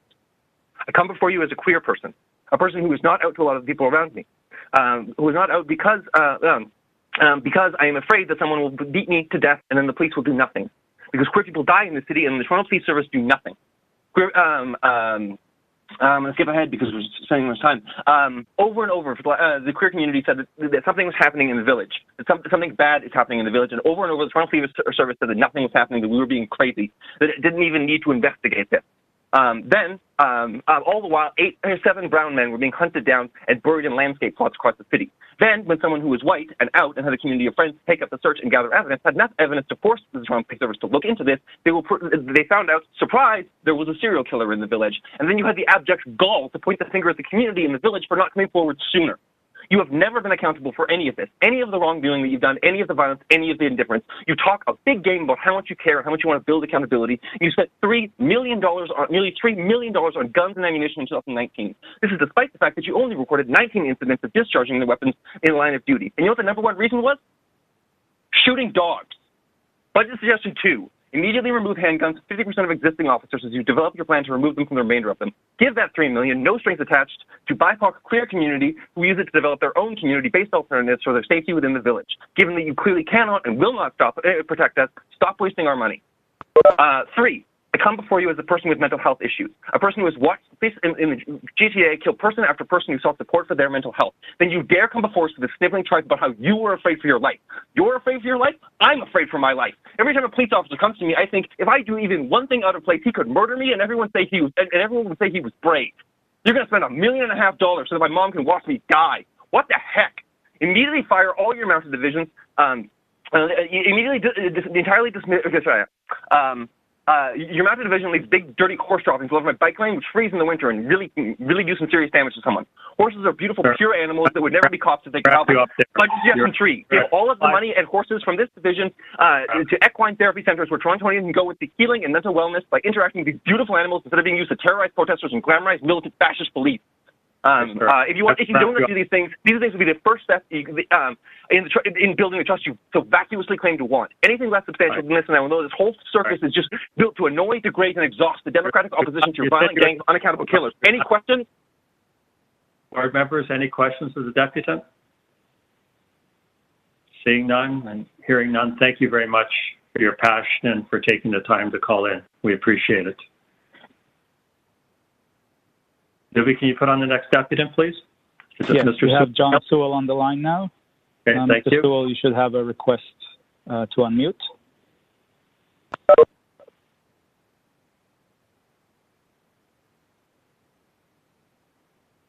Mr. Sewell, if you can hit *6 on your phone, we'll be able to hear you.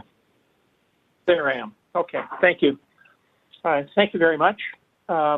I'm speaking on behalf of the Toronto Police Accountability Coalition. And we've noticed that this is a budget that's presented as business as usual. And there's lots of little things here and there about it, some good things. The new shift schedule clearly has freed up some money so you can make some various kinds of changes.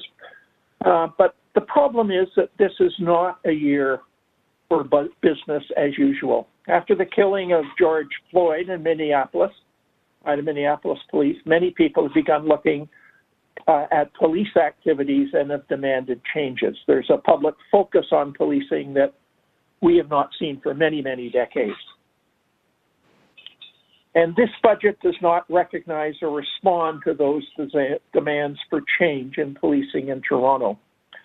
City Council, for instance, as Mayor Tory knows, has indicated it wishes the response to those in mental health crisis to be run by a civilian agency, not by the police, but there's no hint of that in this budget. In fact, instead, the budget proposes to increase police response to those in mental crisis. The new report by the Canadian Centre for Police Alternatives, Rethinking Community Safety, shows that there are substantial savings to the public and better social outcomes if response to the homeless, to youth, to gender-based violence were not police functions, and instead the funds now used by Toronto Police, estimated at several $100 million, were reallocated to those civilian-run programs. I commend that report to you. I think it's a very strong, well-reasoned report. And we think that the budget for 2021 should make reference to these initiatives and indicate that they could well be implemented by reducing funds to them in this budget cycle. It can't happen tomorrow because obviously there are changes that have to be made, but it could happen during this year. As well, there's nothing in the budget to ensure that systemic racism is addressed. The Ontario Human Rights Commission, as you know, has recommended that new disciplinary provisions with more transparency and independence be established to help deal with systemic racism. This will require some extra expense, several $100,000, I suspect, but the budget makes no provision for that.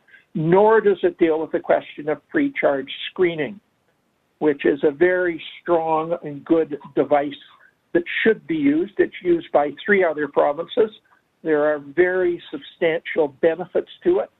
In fact, what you find is that in Quebec, less than 10% of the charges that are laid there in Quebec are withdrawn or dismissed by the courts. In British Columbia, it's 20%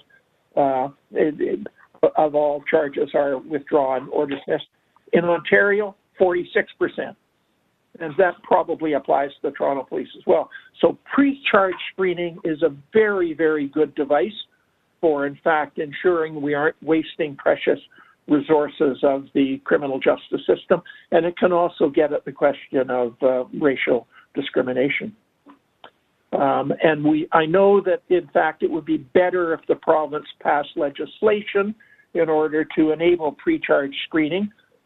They haven't done that. I don't expect they will. But, in fact, I think the police service can easily put in place a system of retaining some serious, very either lawyers or former judges who, in fact, can make the decision about when charges should be laid and when they shouldn't. So we think that the budget should make reference to that. And the last point I'd make is that there's no reference to the fact that savings could be made if we reduce the use of 2 officers in a car after dark. The collective agreement permits that to happen, and probably $20 to $30 million could be saved a year for that. So there's some of the things that we think should be reflected in the current budget for the year. Thank you very much. Thank you, Mr. Sewell. Before I ask board members if they have any questions of you, I just would like to ask the Chief. Chief, can you respond to any of Mr. Sewell's suggestions? Yes, thank you, Chair. I would like to first thank Mr. Sewell for his deputation and his written comments and his ongoing passion. I'm committed to many items he has addressed and believe the service is well underway to achieve what he speaks of. Specifically, with regards to alternative service delivery, we are working hand in hand with the City of Toronto to develop alternate response models to many calls, including those involving mental health crisis. At the same time, we've increased the ability of our MCIT to be available and are taking steps to be preventative by embedding and funding crisis workers in our 9/11 Communications Center. I also believe that we have a responsibility to think of new ways to do prevention, and Mr. Sewell speaks about this. The service has partnered with the Ministry of the Attorney General and the City of Toronto to do just that. The public will soon hear about justice centers, which take youth out of traditional courtroom and into a community setting where they are supported by justice, health, and social services to break the cycle of offending. We are also a main partner in the creation of community safety and well-being plans for the city, which focus on risk intervention, prevention, and social development. But we didn't just start this work in prevention. Focus Toronto is a collaborative community safety model that specifically mobilizes city and social service agencies to address situations where people are at risk and to divert them from the criminal justice system. Project Engage is helping people exit gangs while at the same time surrounding them with social service support. Our new shift schedules specifically allow proactive time to allow officers to engage with our community members, be visible, and be more involved in prevention. Crime prevention is a core duty in the Police Services Act, and I intend to make that a priority through everything we do, including partnering with the many agencies who have a role to play in community safety. Included in the transformational task force was a recommendation to look at 2-officer car model, and although this is a collective bargaining issue, we have taken the approach to look deeper. Rather than focus on how many officers are in a car, we have undertaken to change the way we respond to calls in general. By focusing on process and function, we can respond to calls in different ways with different resources. But the addition of our district special constables is a great example of this. We have more work to do, but we are committed to this. Finally, with regard to systemic racism, I want to make it clear that there is no one program called End Systemic Racism. We are institutionalizing this in everything we do. We are reviewing our policies and procedures, changing the way we recruit, enhancing our training to all members, focusing on leadership development, and partnering with experts to help us do just that. We are working to ensure a safe environment free of discrimination and harassment.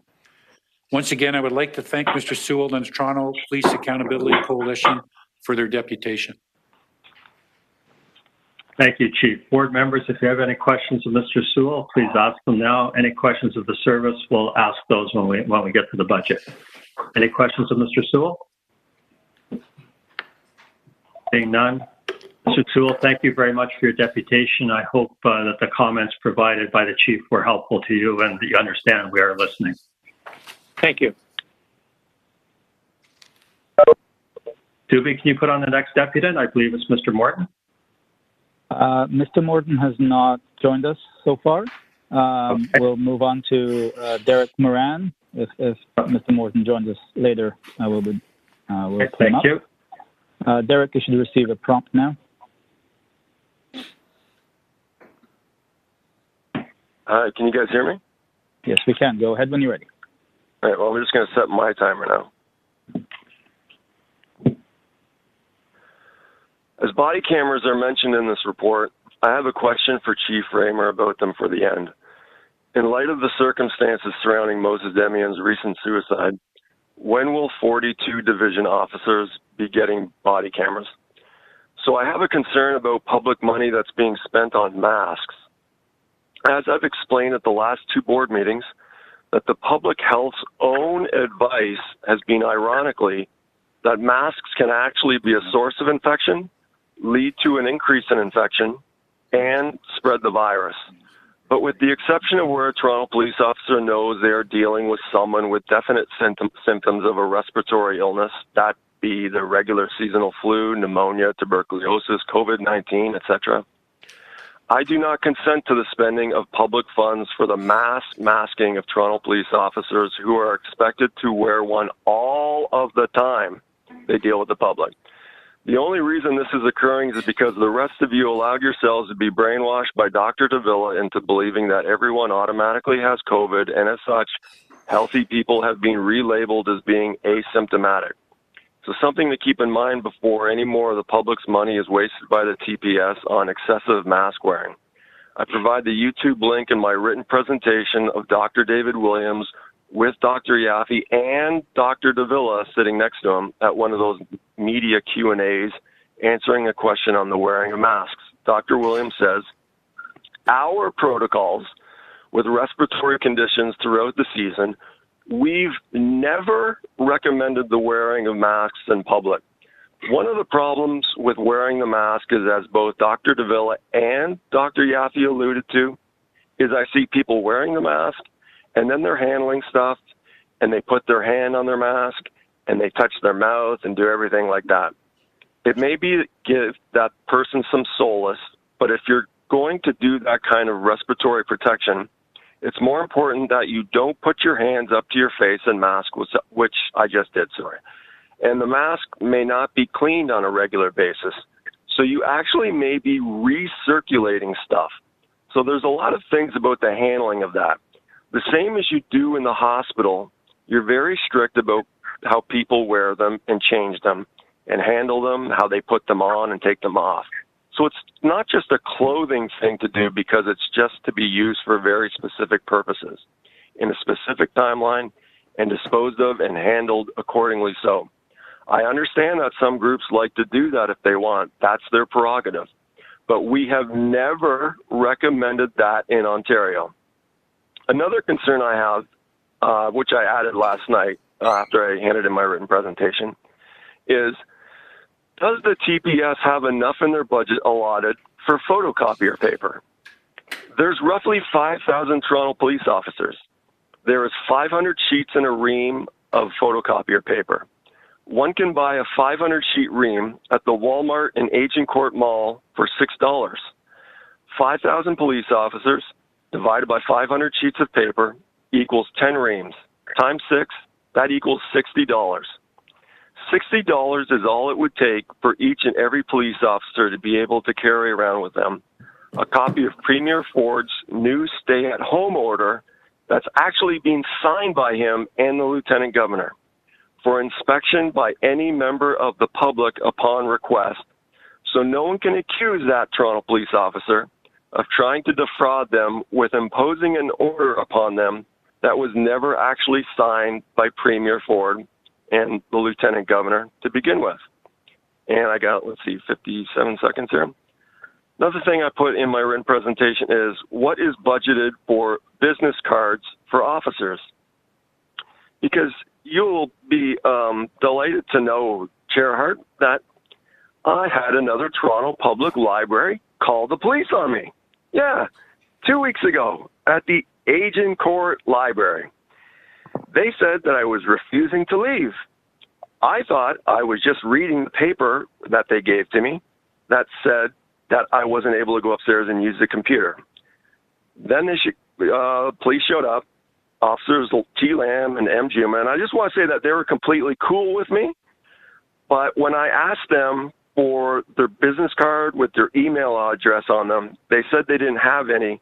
And I just want to point out that it was Inspector Matt Moyer who confirmed for me that Toronto police officers are supposed to have business cards on them with their email address to give to the public upon request. And yeah, that's it. Thank you, Derek. I'll just kick over one of your questions to the chief, and I don't know if he has an answer to it or not. Derek mentioned when will 42 Division get body cams? Do you know the answer to that, Chief, or can you respond to that?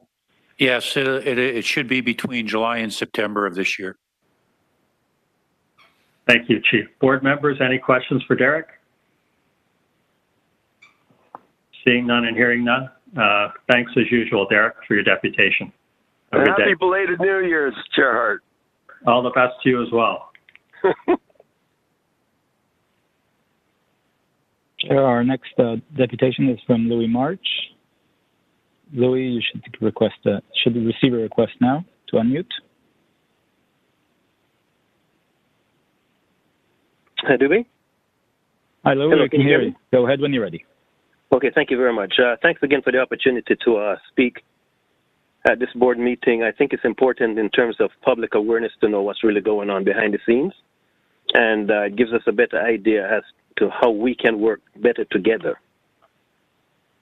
This is Louis March, founder of the Zero Gun Violence Movement. It's a collaboration of over 40 different community organizations, agencies, and programs across the city of Toronto, dedicated to our main objective, zero gun violence in our city, not only in certain parts of the city, but in every part of the city. I've listened to the budget presentation, and I commend the new initiatives undertaken by the TPS in terms of building trust, improving transparency and accountability, and also engaging community in levels that we've never seen before. I commend TPS for that. However, our concern still remains the fact that there were 462 shootings in the city of Toronto last year, 2020. Despite COVID, we still had 1.26 shootings per day, contributing to a level of fear and despair in our city that we've never seen before. I am convinced that Toronto, a major metropolitan city in the world, has the resources, means, and capacity to address gun violence in our city better than what we're doing right now. We've advocated for the last few years that the city of Toronto develop a comprehensive strategic action plan to deal with gun violence. We have a strategic action plan for housing. We have a strategic action plan for transit. We have a strategic action plan for potholes.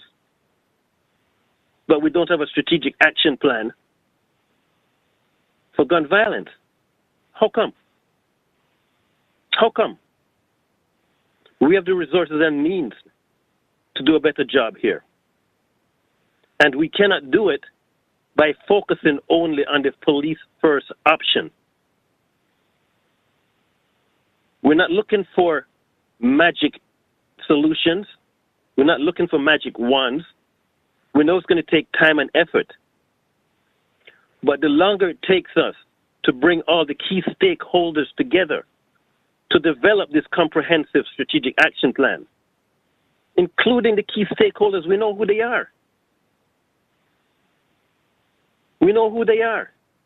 The longer it takes us to do that, the more focus and onus it will take on policing.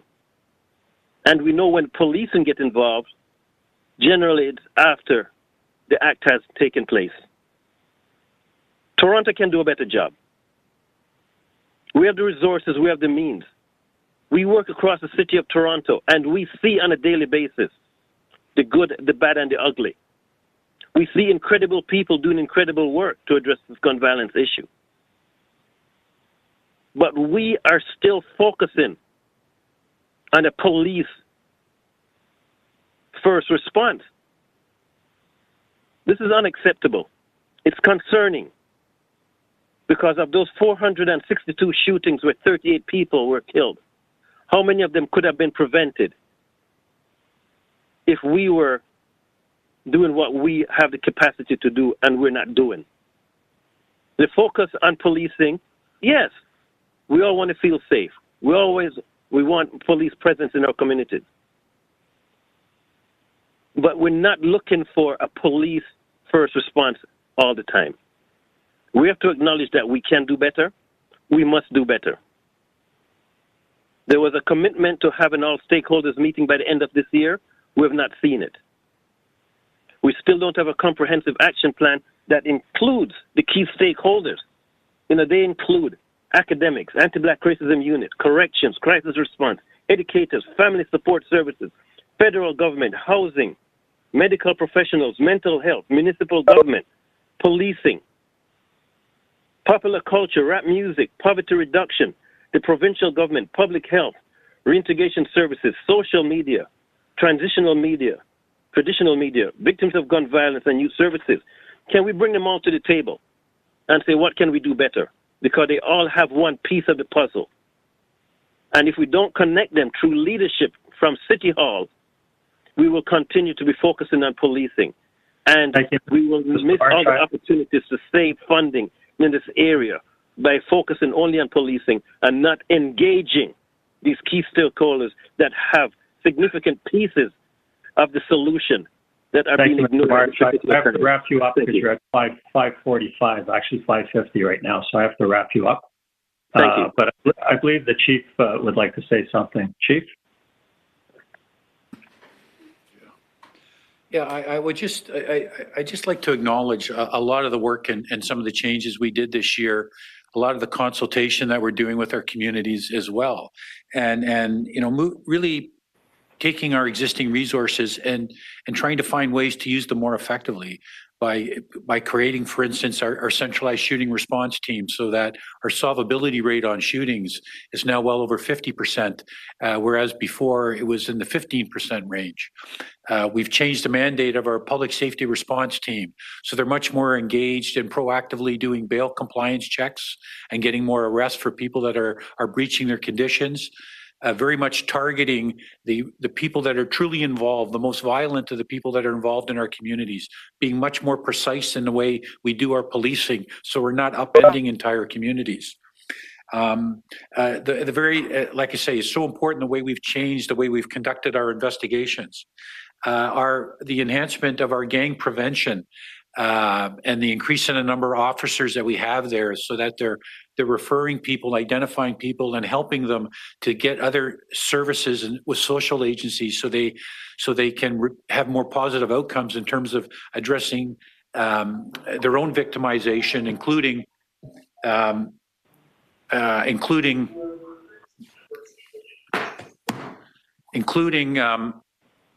I'm sorry there, I just somebody called in here, but when we're their victimization, so it's a family member that's involved. When a brother gets arrested, we're doing so much more to address that type of a victim out there, and it's something that we were never doing as much before, and I think we're seeing a much more positive impact. And as well, one of the key priorities again for this year, enhancing our neighborhood officer and having them more involved in the communities. As the mayor and I saw when we addressed that tragic shooting of the 12-year-old in November at Jane Finch Dante, the community really much supported the neighborhood officers that were there. They knew them by name. They wanted to see them more. So these are some of the enhancements, and that's why we're focusing on them in 2021 as the priorities. And I will say finally that we were trending very much earlier in the year at 40% over in our shootings than we were over 2019. And I think we ended up the year at 6% less than we had in 2019. And I think that was a substantial turnaround. And I really attribute a lot of that to some of these changes that we're making and the great collaboration we're having with our communities. Thank you. And if I can say something to the chief, we recognize that and we commend you for taking the leadership here. We noticed the numbers that you referenced. Yes, there was a 40% uptick compared to the previous year, early in the year. We saw the decline down to 6%. decline compared to the previous year. We commend the action that you're taking because these are new initiatives that we've never seen at this level before. But what my point is that we can do better if there's more people involved in the strategic action plan, with policing being one piece of it. It seems as though the police now is the de facto fallback leader in dealing with gun violence. Gun violence is a result. It's a symptom of other things that are wrong. And the police have no role in that. The policing function is policing. That's why we have the Police Service Act. And that's why we give you the discretion to make the decisions and the actions that you do. But you cannot do this by yourself. There has to be key stakeholders also engaged, doing their part so that it doesn't get to your level. The prevention and early intervention, where are we on that in terms of bringing in key stakeholders that can slow this down? We're an incredible city. We have the resources and means. But as long as if the police option is the only focus or the major focus, we're not doing our best. So I give you credit for what you're doing so far, and we see it on the street. We know what's going on. But for me, for Zero Gun Violence Movement, you can do all this work at 100% accuracy and effect. But if the other pieces are not in place, in terms of helping you, partnering with you, we're not putting our best foot forward. Thank you, Mr. Marsh. Board members, questions for Mr. Marsh? Seeing none, hearing none. Mr. Marsh, thank you very much. And we will be back to you soon on this. We are all committed to engaging more broadly in this issue. I know the mayor is. We've had conversations. I know Councillor Nunziata in particular is, as well as all the board members. Councillor Ford and Councillor Nunziata both experienced gun violence in their communities and are extremely committed. We will be back to you on this in the first quarter of 2021. I can promise you that. Thank you very much. Thank you, sir. Mr. Langfeld is next, I believe. We have Howard Morton with us now. Okay, Howard, you should receive a request to unmute. Good day. Am I unmuted? Hi, Howard. Sorry for the technical difficulties. We can start when you're ready. That's okay. Thank you. Good day and Happy New Year, members of the board. The concern the law union raises today is set out in a one-page letter, which was sent only yesterday morning. I don't know whether you've had an opportunity to review it, so that in the event you haven't, I'll quickly review it. Our concern relates to the August 18th, 2020 direction by the chair that the line-by-line breakdowns of the budget be by individual program, area, function, and service delivered with maximum transparency to the public. It is our respectful submission that neither the 2020 budget nor the 21 budget fulfills this direction. For example, in paragraph 3 of our letter, if you have it in front of you, you will see that $81.5 million are subscribed to Detective Operations Confidential. Let me be clear, we have no desire to require the police to release information that would impede investigations or reveal investigative techniques. But surely an amount such as intelligence could be listed separately, because in our view, that is one area where police reform is required. The meaningful consultation requires meaningful information to the public.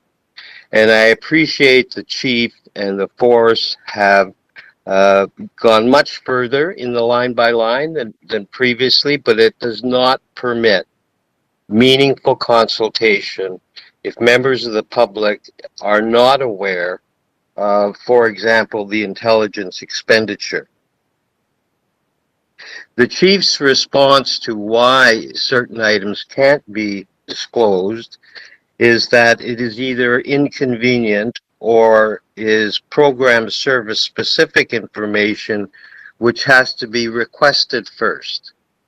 In light of the August 18 direction, there should be no need for a request. You'll see we refer in the next paragraph to an FOI request that we have made, and I've been in contact with your office yesterday about that. So I guess our deputation today raises two questions that we seek the answer to. Number one, has the board abandoned its August the 18th direction to the executive director to direct the chief of police?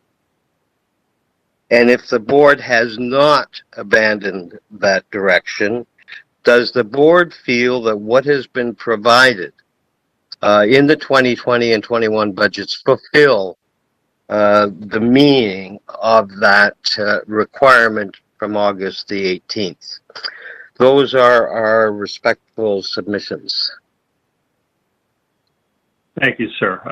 I'm going to turn your deputation over to the chief. I believe the service has come a long way in satisfying what your request was, but I would like the chief to speak to this. Chief.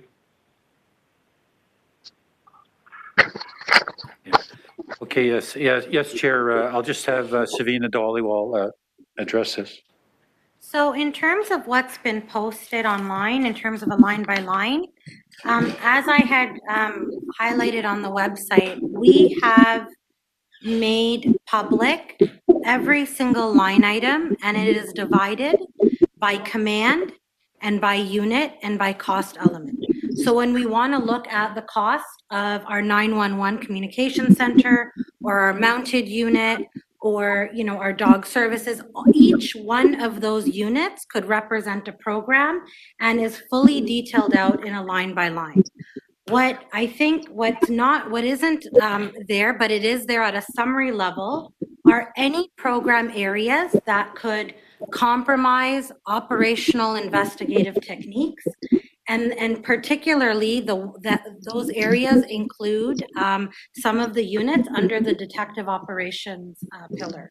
So intel, guns and gang, among a couple others. Other than that, barring just the need to protect some operational details, everything else by unit and by command is available and can be sliced and diced in Excel and in an open kind of data format as needed.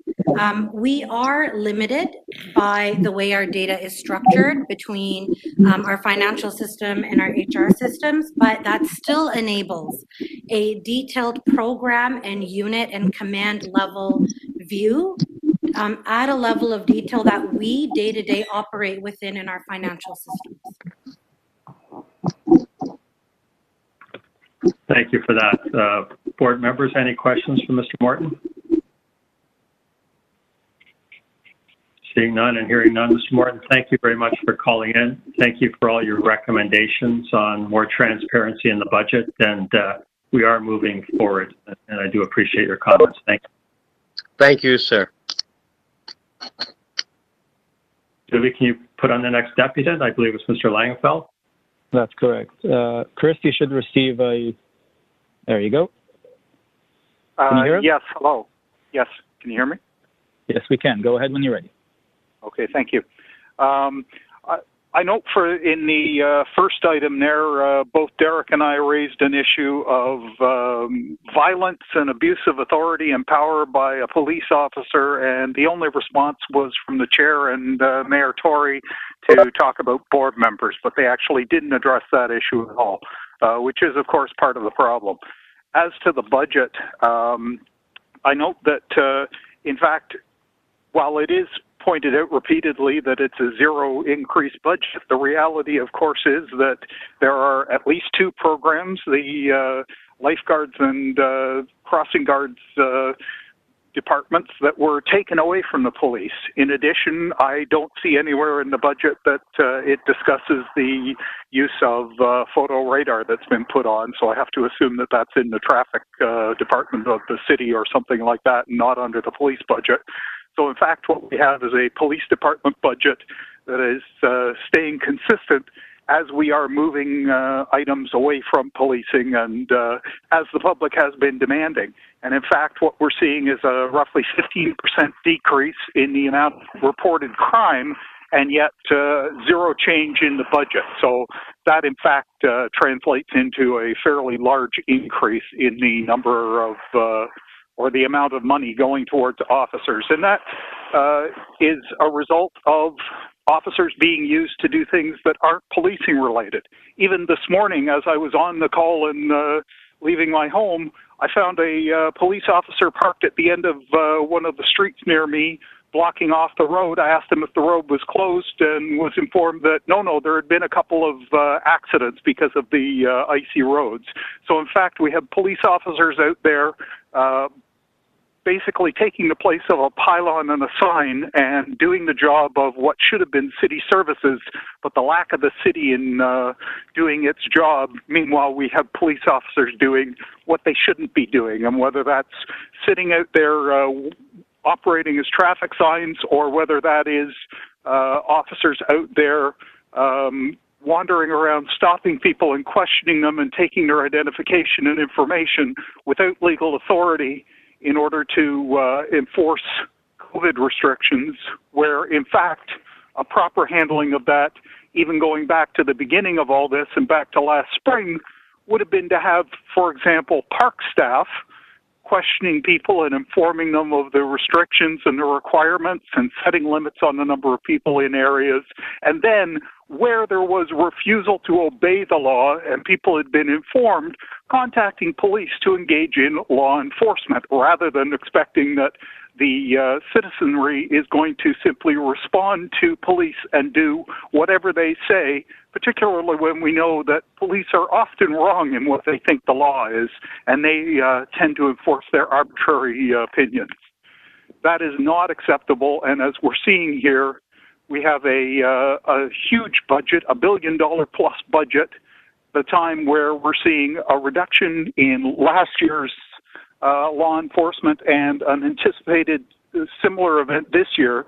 So where we're expecting a 15 to 20% reduction in the number of or in the amount of reported crime, we're seeing the same cost going towards policing. On the other hand, we saw in the CCLA's report that they discussed, as well as what I mentioned previously, removing the 911 service and moving that away from policing. Instead, what have we got? We've got police saying, no, they're going to expand that service and bring in non-police people. We had the all of society, hundreds of people calling in and contacting the board during your town hall, demanding that you stop having police officers doing mental health enforcement. What do we have? We have 6 months later, the police service saying, well, we've decided we're going to expand the number of police officers in this area. If you can't figure out in 6 months how to do something else, that's a pretty good indication that the board and the city and the service are failing in properly dealing with this. The fact that your only solution seems to be to put more people with guns and badges out on the street is a pretty clear indication that you're not achieving what you seem to like to talk so much about doing. That's it. Thank you. Thank you, Mr. Langefeld. I'd just like to turn one of your comments over to the chief, and that was your comment around mental health direction and bringing more officers in and not meeting what the citizens of Toronto have told us. Chief, can you respond to kind of the long-term vision around that? Because Mr. Langefeld is inferring that we're building up the service to deal with this issue. Thank you, Chief.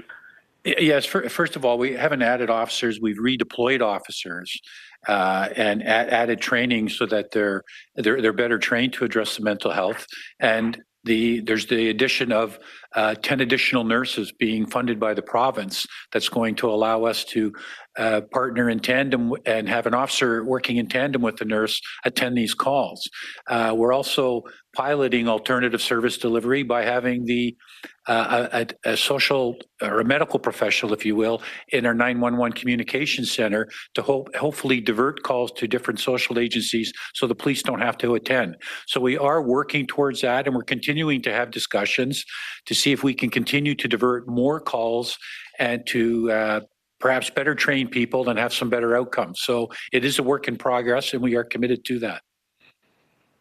And I understand that. Unfortunately, the point of the public is that we do not believe generally the public has responded, including mental health nurses and other professionals, saying that having police responding, albeit with a nurse, is not the proper way to handle this. That in fact, the appropriate thing is to have mental health professionals responding, and in other situations where needed, then call in police and have police take over when the mental health professionals decide that it is appropriate for police to be involved. Instead, what we're doing is we're spending millions of dollars on training and setting up an infrastructure and a program that isn't doing what we want, and then saying, oh, well, we don't have the money to be able to afford to fund the programs that the citizens are demanding.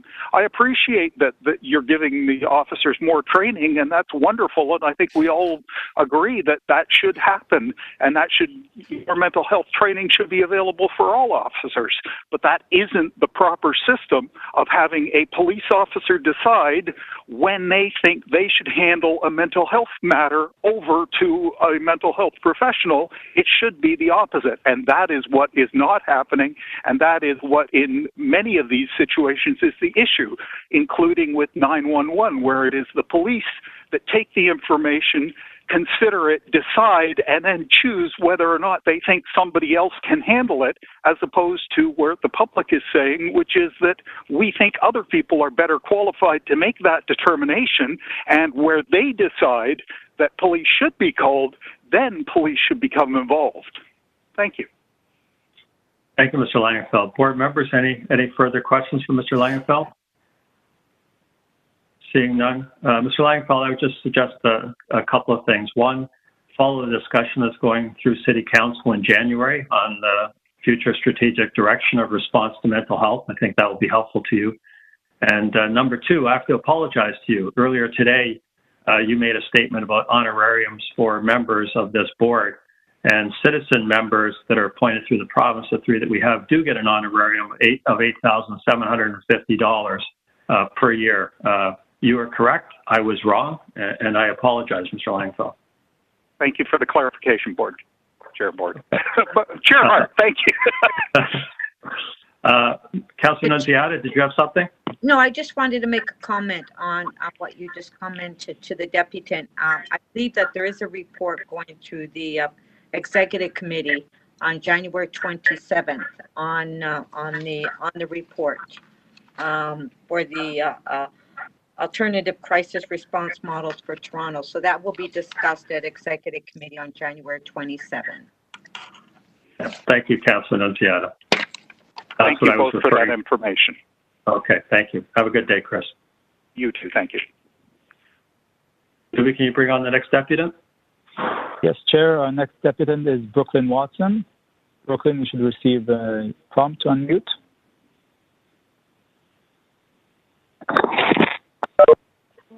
Hello? Hello, Brooklyn. Can you hear me? Yes, can you hear me? Yes, I can. Go ahead whenever you're ready. Okay, first I just want to say happy New Year to everybody. Thank you guys so much for allowing me to come here, come on here today and speak. Brooklyn, we can't really hear you. I'm sorry. Sorry, can you hear me now? Yes, we can. Go ahead. Okay, no, I just want to say Happy New Year and thank you guys so much for allowing me to come here and speak. So my name is Brooklyn Watson, and I'm a youth that's from the priority neighborhoods. I lived in Jane and Finch. I also lived downtown by Regent Park and many other priority neighborhoods. The reason for me coming on here today is to just be the voice of the young people and just let you guys know that the police presence is well needed in our communities. And I believe that it is needed 24/7, 7 days a week, 365 days for the year, not just when a tragedy happens. What we find is that a lot of time that police, when there's a violent crime that has happened in communities, we find that the police is only present for, say, 2 weeks after they place a police officer there or a car there for like 2 weeks. Then after that, there's no police presence after that.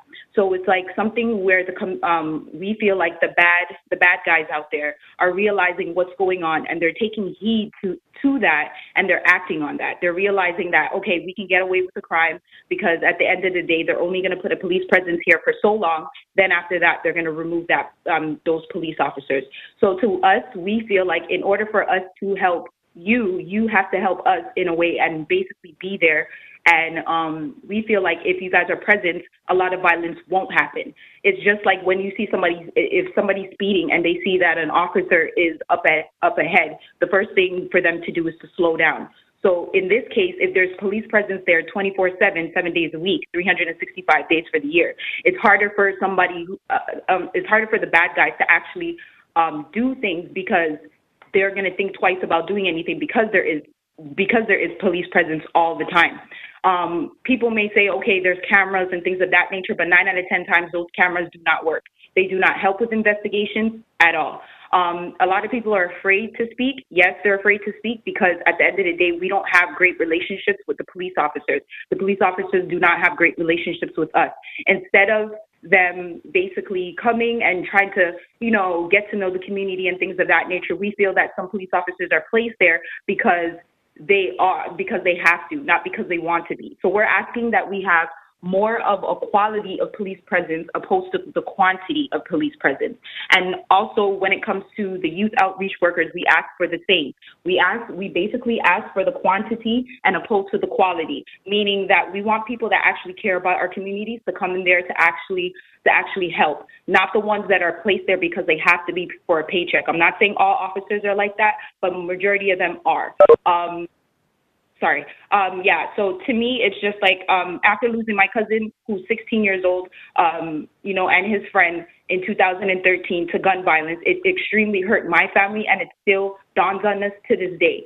We still have to go through all the tragedies. They still have yet to find the perpetrators who have done that because cameras weren't working. There wasn't enough police presence and things of that nature. And this was the Jane and Finch area, somewhere where everybody knows is well known in the city for the highest or the most crime rates, violence that goes on in the city. But yet we have the least amount of police presence there at all in certain priority neighborhoods. So to me, I just feel like we can give to you what you want, but we also need to get as well. And we can't just have you guys come around when you guys feel like, okay, the violence is erupting and things of that nature. And it shouldn't take a 12-year-old to wake anybody up in the city. For that tragic incident to happen to that young boy walking home with his mother from a grocery store should have never happened in the first place. If there was amount of police presence in those areas, I do think and I do believe that those bad guys would have never, ever thought that it was okay for them to go out in the middle of the street to start shooting. And I feel like that 12-year-old actually passing away woke everybody up in the city, and finally people want to do something about it after we've been begging and pleading for years for help for the police. Yes, you guys are doing things behind closed doors, but I feel when you guys are doing these meetings, you guys need people in these areas who are actually community leaders to come and be present at your board meetings and actually take heed to what we're saying. Don't take it, put down notes, and then scrap it. Actually sit down and think about what we are saying and take notes just like we're taking notes when you guys are speaking. So we just ask that our voice is heard and that you guys actually put a good amount of police presence that actually want to be there in our communities. That's all. Thank you, Ms. Watson. We certainly heard you. I'm going to ask the Chief to comment on your deputation. In particular, you made a couple of comments that officers are placed there because they have to be placed there and they don't really want to be there, which is certainly not what I've seen in the neighborhood officer program in particular. And also your comment around cameras generally don't work. And anything else the Chief would like to talk to, but those 2 points in particular. Over to you, Chief. I think specifically what I wanted to respond, I was discouraged to hear about the comment about feeling that officers weren't responding well and were discouraged about being in that location. But that something aside, that we're selecting we're trying to identify very good officers that are very much interested in that neighborhood officer program when they're assigned to that program. But more importantly, I think I was really encouraged to hear that these efforts are something members of the community are asking for, and it really is about building trust with the police and accountability, and creating those partnerships with the communities. And I think that's a little bit of what we heard today in this deputation. Thank you, Chief. Board members, any questions of the deputy? Seeing none and hearing none, Ms. Watson, thank you very much for your passion and for coming to speak to us today. We certainly heard everything you said. Appreciate it. Thanks.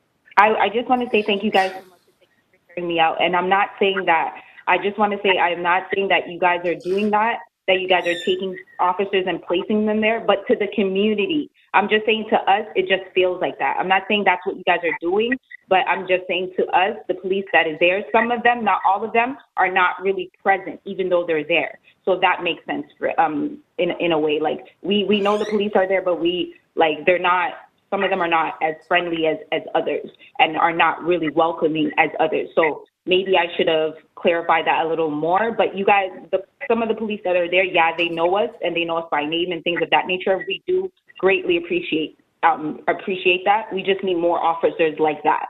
That's all that I'm saying. Thank you very much. I believe Ms. Kostakis has a question of you. Hi, Brooklyn. Thank you so much for your passion and everything that you're saying as well. And working in the sector as a social worker for 30 years within the areas that you talked about, starting in Regent Park, Annam and Rexdale, and with Jane and Finch as well. I think someone like you as well, and like the chief said, it's really great to hear that community also wants police presence, because there are mixed messages with that and everybody feels differently. And the majority has shown sort of the opposite of what you're expressing. So it's really refreshing to hear what you're saying, because it's almost full circle from 30 years, the same messages, and working in the sector and advocating for the community and our youth as well in my job. And I think also, I don't know if you know about the community police liaison committees that are there in the certain divisions. I think someone with a voice like yours would be really important on those committees, and you can voice that, and it's part of working with the police as well. So I would just make that suggestion to put your knowledge, your experience in the respectful way that you're expressing yourself, to use that way, and to being almost like a partner with the police, because it does take that village and in the community. And I think people like yourself are really crucial to us moving forward and improving our relationships in our community. So thank you for that. Thank you so much. And I would love to. I don't know, how do I get information on that? Sorry to keep everybody. No problem. Just go to your division, go to the closest division that you're there and talk to them, and they can connect you. Okay, thank you so much. Thank you for your deputation. Doobie is our last deputant available. Sean Mahar. Yes, Chair. Sean, can you hear us? You should receive a request to unmute.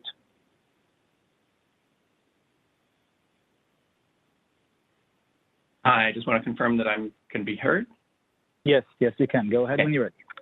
Thanks very much. My name is Sean Maher, and I want to thank the board for hearing from the public today. And I also want to thank the board and the staff for a budget presentation that wisely recognizes the need to respond to the direction both from the public and from City Council. That direction's been really clear. There is a need for fundamental change that addresses systemic racism and a recognition that police are often sent to things for which they are not the most appropriate staff. There's an excellent opportunity to respond to those things in this budget. That opportunity is augmented by a recently released report that draws a roadmap for the complex work of reallocating those tasks for which the police are not the best respondents. That report, Rethinking Community Safety, maps out how we can build a more comprehensive and multidisciplinary response to community safety rather than asking the police to do it all. Specifically, the report clearly identifies $340 million in reallocations that are possible by reassigning responses to homelessness, mental health, youth, and domestic violence crises in ways that are already in place and proven in other cities. It's an opportunity that's also augmented by the fact that there are community service providers who are better trained to do this work and ready and willing to deliver those services if they have the resources to do it. This budget could begin to take important steps towards that goal. This budget could do what the mayor described last week and what council voted for last June when they said they supported a shift to more civilian delivery. This budget, unfortunately, misses those opportunities. The budget sets out two specific goals: to do more without asking for more and to respond to those community and council directions. And sadly, it does not meet those goals. This budget doesn't actually end the perennial request for budgets for the police service that continue to grow. Well, the net budget is increased by 0%. The gross budget goes up by $8 million, and that's primarily from additional public funds from the province of Ontario. So the taxpayer is still on the hook for more spending by police at a time when we're supposed to be having a conversation about how we reallocate some of those services. And moreover, the budget specifically asks for more in out years, considerably more than population growth or inflation would justify. This budget makes temporary reductions that, in the words of the presenter today, will have to be put back in future years, quote unquote. This is not actually asking for less. It's actually asking for more later. But more distressing, the financial elements of the budget show that there isn't actually a long-term plan for reform. There are several mentions about the goal of reassigning work to more appropriate organizations, but that reassignment process, as laid out in this budget, is not going to succeed. Reallocation done by 911 staff still under the direction of police is unlikely to be very successful. Other cities show that reallocation done by 911 under the direction of the police tends to continue to disproportionately send police to those calls. We could avoid this, as other deputants have also suggested, by making sure that 911 was operated by an independent body responsible for assigning the appropriate staff, like they do in British Columbia, like they do in the United Kingdom, but this budget doesn't explore that option. And more importantly, this budget doesn't look at reallocation of resources to the partners that it seeks to reallocate tasks to. There are no initiatives to move money into the community services that your own crisis diversion plan is going to ask to take on more crisis response. These are hard-pressed, underfunded services that will be asked to do more with no new resources to do that, and that is hardly a recipe for success. This budget also doesn't contemplate any reallocation of resources, not just this year, but next year or the year after that. There is no plan for reducing staffing over the long term as tasks are reassigned, and in fact, this budget misses the opportunity to capitalize on attrition opportunities that would help to support that work. In short, this is a budget that anticipates no meaningful long-term change in what police do, who responds to crisis calls, how we build a real multidisciplinary approach to safety, and how much we spend on policing.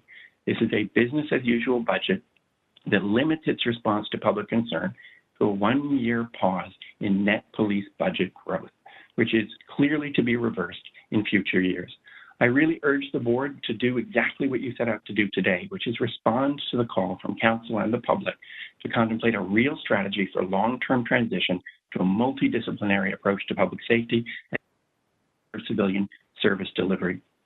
To ask the staff to reconsider this budget and submit one that doesn't simply cause for a pause in business as usual, but really looks at change in the future. Thank you. Thank you, Mr. Mahar. Before I ask board members if they have any questions of you, Chief, I'd like you to comment on Mr. Mahar's statements. We've both read the report that he referred to. If you'd like to comment, Chief, I'd appreciate it. Yeah, I will, Chair. We have seen the report and understand that Torontonians care about the safety of their communities. We welcome all input and we'll take the time to understand this report's recommendations. We are currently working hard to reform in this great city. And I also want to just point to something that was in the document, that our officer to population ratio is 1 to 610, which makes us one of the most economical major cities in North America. We trust that people really want to see a police service that continues to improve on trust and accountability. And we'll do this by continuing to seek opportunities to engage with the community and work. And like I said, as Councillor Nunziata mentioned earlier, the work that we're doing with the City of Toronto through 2021 is going to be a major part of that transition. We're going to continue to advocate for Torontonians on issues of significant concern, specifically mental health, And that's where we will continue to focus our resources with our neighborhood community officers, with the mobile prevention teams, with hate crime, gang prevention, and especially, and in addition as well, our increased traffic enforcement with vision safety. Those are the priorities that we have, and we think they're going to address a lot of the community's concerns. And as I said, we will continue to work with the city, and there's a lot of good things on the horizon in terms of alternate service delivery and detasking that we're working on. Thank you, Chief. Now I'll turn it over to board members. Any questions for Mr. Mahar? I can't see all of you, so speak up if you have any questions. Chair, I believe Councillor Ford had a question. Councillor Ford, go right ahead. Sorry, I thought it was questions to the service now. My apologies. Not for, in another minute there will be. Any questions for Mr. Mahar? Oh, seeing none. Sean, thanks very much for calling in. It's good to hear your voice again. Thank you very much, Chair. Take care. Have a good day. You too. Bye-bye. Okay, board members, we've gone through all of the deputations. We will now go through each one of the individual budgets. First, we will ask questions of the service, and then we will speak to each of the individual budgets. So the budget we will be dealing with first, of course, is the Toronto Police Services 2021 operating budget request, and now it'll be questions of service. So board members, any questions of the service? Councillor Ford, please start. Thank you very much, Mr. Chair, and I want to thank the service for a great, what I would categorize as a great budget, and a ton of information that you've put forward to us and the public, answered a ton of my questions. But there's a few things that I just want to zoom in on for public benefit and understanding. Starting off with kind of the budget pressures of $46 million going into 2021. One of the ways we have found ways to minimize that pressure is a total reduction of 140 people, 90 of which I believe was civilian and 50 uniform. So how, you know, my concern goes to the pressures on the front lines, especially with the civilian reduction. Can you kind of dive into that a little more?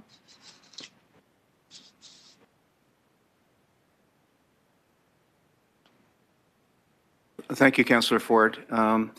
Yeah, so we did have to make some very difficult decisions in terms of reducing in areas where we could I guess reduce and still try to maintain service. So the 140, and you're correct, 90 of those are civilians and 50 are uniform officers. Our goal was to be at 50-38. In order to achieve the 0%, we had to go down, and then actually used the reallocation of resources to priorities that the Chief pointed out this morning to actually achieve some of those priorities, and at the same time reduce our numbers.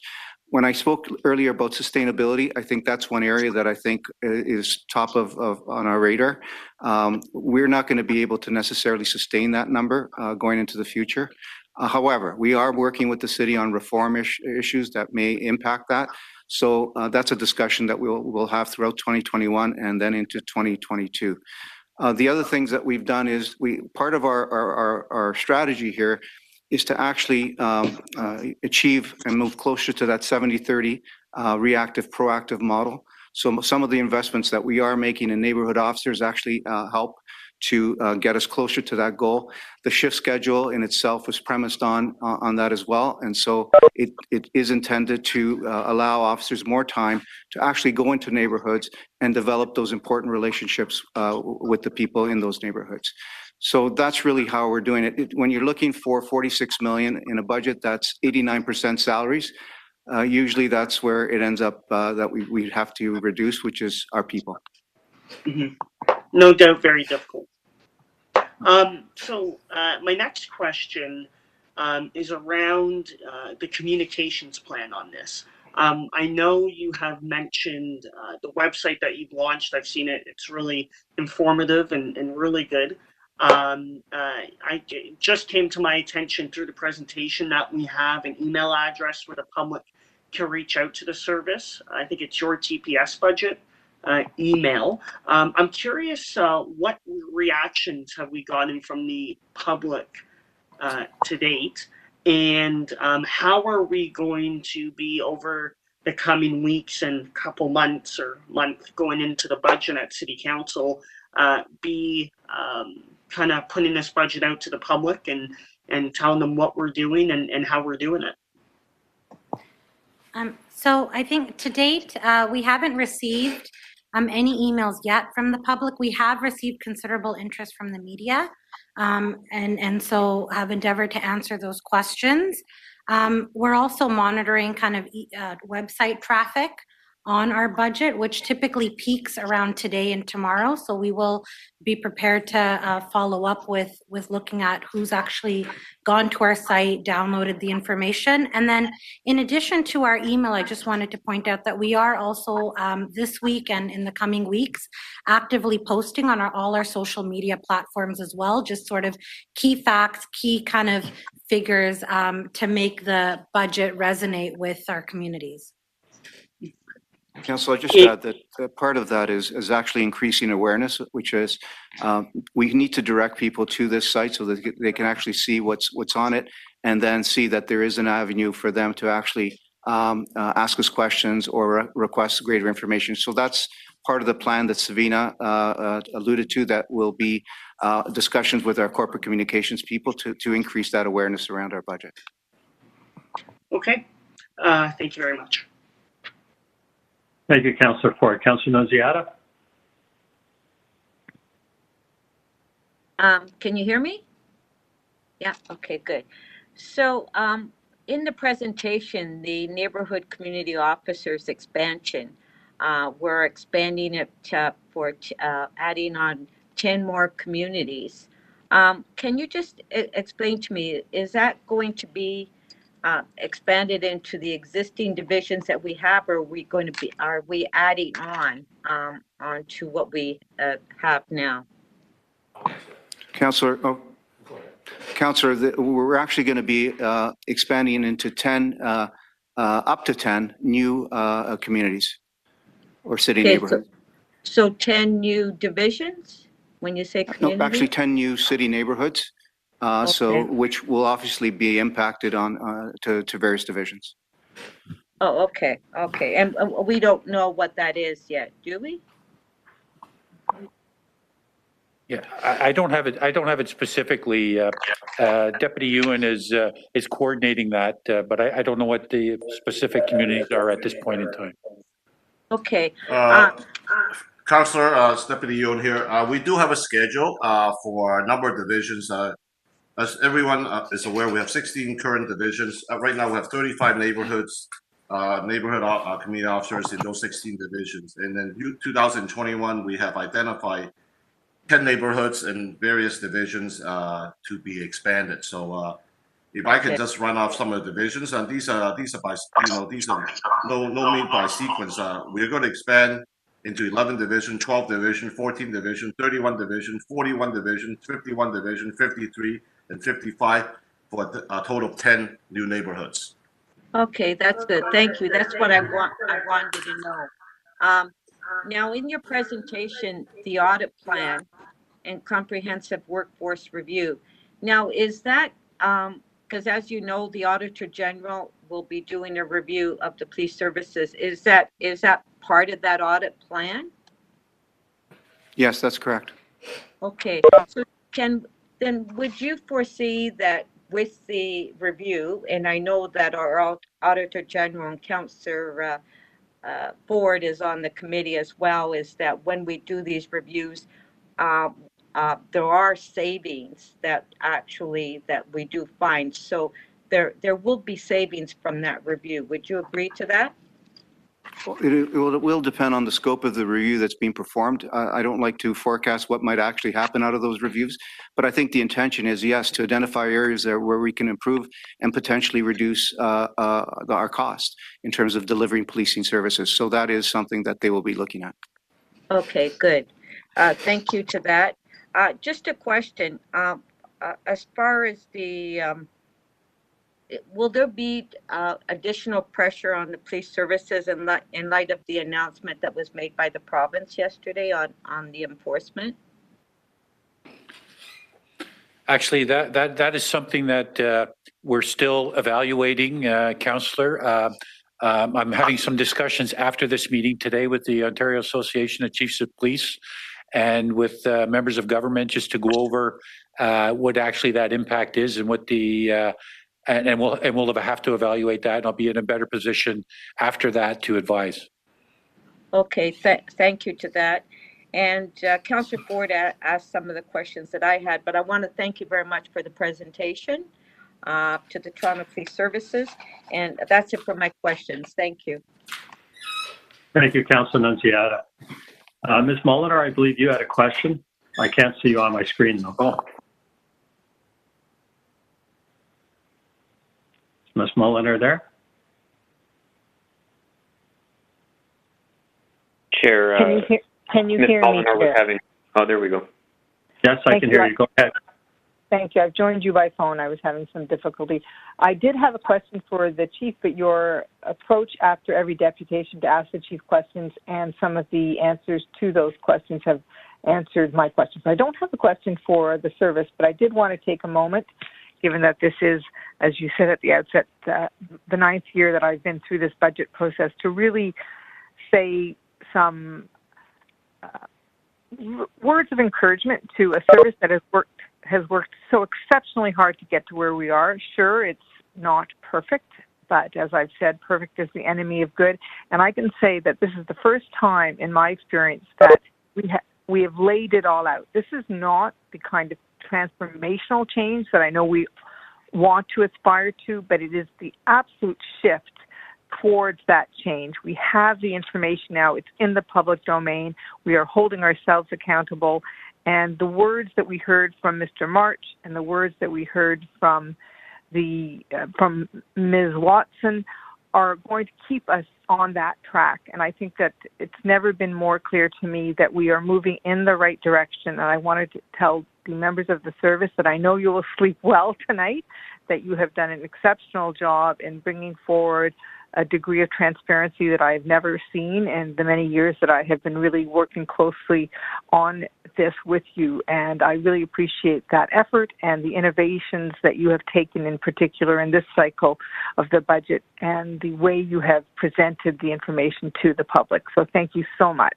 And I also want to finish off by saying, welcome to the role of Vice Chair, Francis. You're going to be formidable. You know so much about how this works on the ground, and I know that's going to be a real asset to the board. Thank you.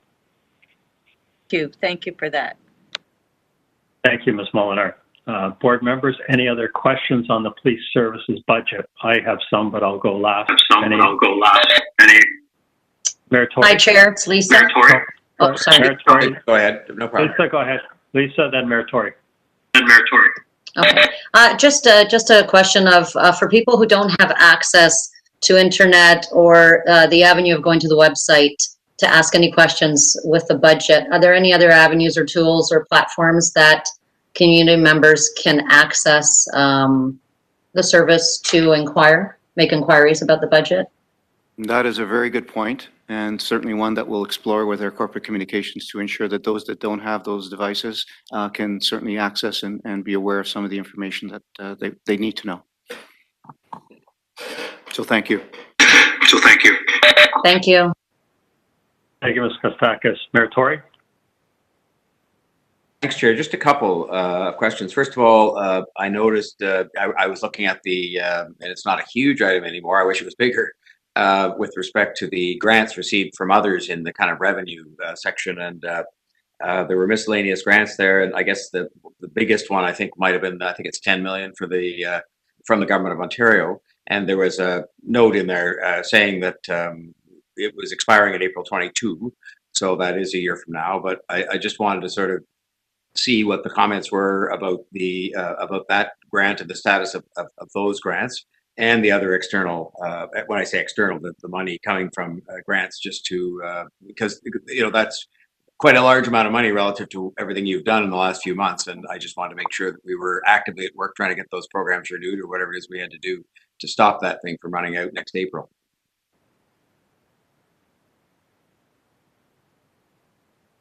Sorry, so the grant that you're referring to, Mr. Mayor, is actually 18 million, which is the Community Safety Program grant, which includes 10 million for our PSRT. That I think expires, like you said, in 2022. It's something that we are actively talking with the province about in terms of potentially extending that grant. The province, as you well know, also gave us $4.9 million, I think, towards our gun and gang prevention and suppression strategy. So that's something that I think we're in year 3 or 4, and so that's going to expire relatively soon. The biggest one that we get from the province, who have been excellent partners, by the way, in terms of giving us resources to actually help deal with some of these issues that we face as a service and as a city. But the biggest one is the court security grant, which is about $40 million that we get from the province, along other jurisdictions get their fair share as well. So that, I think, expires. Cindy, when does that expire? Yeah, so that's already expired. It expired last year. So again, we're actively having conversations with them in terms of how that would move forward. I know that they are reviewing the whole prisoner management and court security model, but we're hoping that at least for 2021 that would continue. It's interesting, Mr. Chair. Thank you, Tony, for that answer. That was my second and only other question, which related to court security, and it was from a slightly different angle. But what you said, I guess, gets me a little more concerned. I'm just going to the page here. So if you look at uniform court under the premium pay, it's $9.6 million, 20% of the premium pay. And my question originally was, with the courts being on a slightly different timetable and slightly different level of activity during the pandemic, did that, I mean, it may have represented a small saving for last year, and I didn't know whether the number we built in here, because it's not really specifically referred to, represented a kind of assumption of a return to normal, or it may well be that the presence of officers in court hasn't been affected much because of the type of court proceedings that they go to. So I would ask about that. But then secondly, since you raised it, obviously at a number as high as 40 million, is that amount in jeopardy, do you think? I mean, we still perform that service that's for the court officers, as opposed to the officers appearing in court as witnesses. But the two are both representative of, say, 50 million bucks, 9 for the overtime and 40 for the grant. Can you just speak to both for me, if you would, please? Yeah, so the $40 million is strictly for prisoner management and transportation, as well as court security, so the security in the courts itself. The premium pay is, and we had actually a reduction as a result of COVID. We actually saved about $8 million as a result of the courts actually being closed for the first part of last year. So your question around the 40 million is one that we're certainly concerned with. We are having active discussions with the province. At some point, depending on how the discussions go, it may require discussions internally ourselves with your office as well as with the board. But right now, I think we're banking on the fact that we will get the money at least for 2021. And if anything changes in that regard, certainly we'll be the first to let you know. We have impressed upon them that our budget will get approved, through the City Council in February. So having that certainty around that amount is huge when you consider the amount that's involved here. Okay, and then just on my other question, I'm sorry, Chair, but it's the same one. Just on this number that's in here for 9.6 million for uniform court overtime for officers appearing in court, is that assume a continued lower level of activity? In other words, you said you'd saved a bunch of millions last year. Is this a restored amount up to what would have been the case, or is this still a lower amount based on the 2020 experience? Only because if the courts by chance open up again, we all hope they might, just because the pandemic would be receding, are we going to be left with a huge bill here for people going to court that weren't last year? Like, what is this number, 9.6 million? Yeah. So, Mr. Mayor, well, we did have savings. What's being proposed in the 2021 budget is that the current pandemic situation and current levels will be in place for the first 6 months, after which we will resume in normal operations. Okay. The other thing to note is our premium pay budget is always underfunded. So these savings just help us manage our in-year pressure that earlier we said is upwards of about $15 million this year. That's a very sensible, I think, assumption, though, is hopefully we should all keep our fingers crossed that that works out. But by the second half of the year, a lot of things are resuming. But anyway, thank you very much. Those are my questions, Chair. Thank you, Mr. Mayor. Any other board members for questions before we turn to speakers? I just have a couple, Chief. Neighborhood Officer Program. Can you talk a little bit more about that? A question was asked earlier about that. I just want a little bit more information, please. In terms of the expansion to the neighborhoods? Yeah. You're still working on how that will roll out, correct? That isn't finalized yet. Yeah, no, it is not. It is not finalized. We're still working on what areas there'll be and how many officers we can actually identify as we move through the year with this budget. Great. Okay, great. And just one more question from me. You know, you're talking about doing more without asking for more, which I think is a great message, but I don't think it's resonating perhaps the way it could, because you've already found $46 million in the budget to get to zero. But baked into this budget is doing a whole heck of a lot more without asking for more. So I'd like to hear a little bit more about that. You know, all of the areas, just a brief overview, all of the areas that you've expanded, and what you would have had to ask for if you asked for funding for all of that expansion. So you've already saved $46 million, which you would have had to ask for if you didn't find efficiencies. What else would you have had to ask for all the expansion that you've done, that you've also found efficiencies or reallocated people to do? Can you talk just briefly about that? I'd preface my comments by saying that, you know, as an organization, we're constantly evaluating, determining new or emerging priorities and trends, or in the case of our neighborhood officers, you know, reinventing the old. But whether it's via the board or city council or the public, we make determinations as to priorities and how we're going to continually enhance public safety.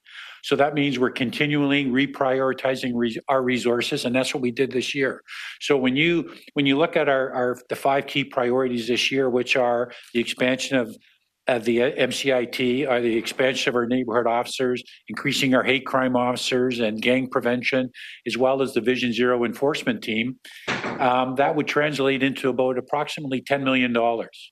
And so, you know, in other budget years, we likely, as an organization, would have been asking for more budget dollars to enhance and create these programs. But I think we recognize very clearly now that we must do things differently. So I'd say conservatively, we're in that area of an additional $10 million. Thank you, Chief. I think it's important for anyone listening to hear that. That's terrific. Thank you. Now I'll turn it back to board members. Would anyone like to speak on this budget? Start with Councillor Ford. Thank you very much, Mr. Chair. I'll be brief, but I think one a great way to start my comments was with your last question and the answer from the Chief. I think this budget has really encapsulated the right way to move forward when in terms of looking back at 2020. That was a year that saw a lot of some highs, a lot of lows for the service, particularly with dealing with COVID and the pressures of adapting to that and doing it in light speed. So, I think the service has done a remarkable job. And I think the 2021 budget is a responsible budget. I think it's a budget that City Council, putting on my other hat for a second, going down the street, can really consider and support, given the financial pressures that we have, acknowledging the pressures of the service, but also understanding the pressures that our city faces, very serious pressures, and they aren't going away anytime soon. But one of the things I want to commend the service for is really tightening our belts. And I think exactly what Chair Hart said was doing more with less. And I think this careful, I'm very careful saying this, but money isn't always the answer to fixing problems or to doing better. And I'm sure the Chief and Mr. Veneziano especially are cursing my name right now. for saying that, but you know, you really have done a great job with bringing forward a 0% budget, and you've made, you know, a remarkable.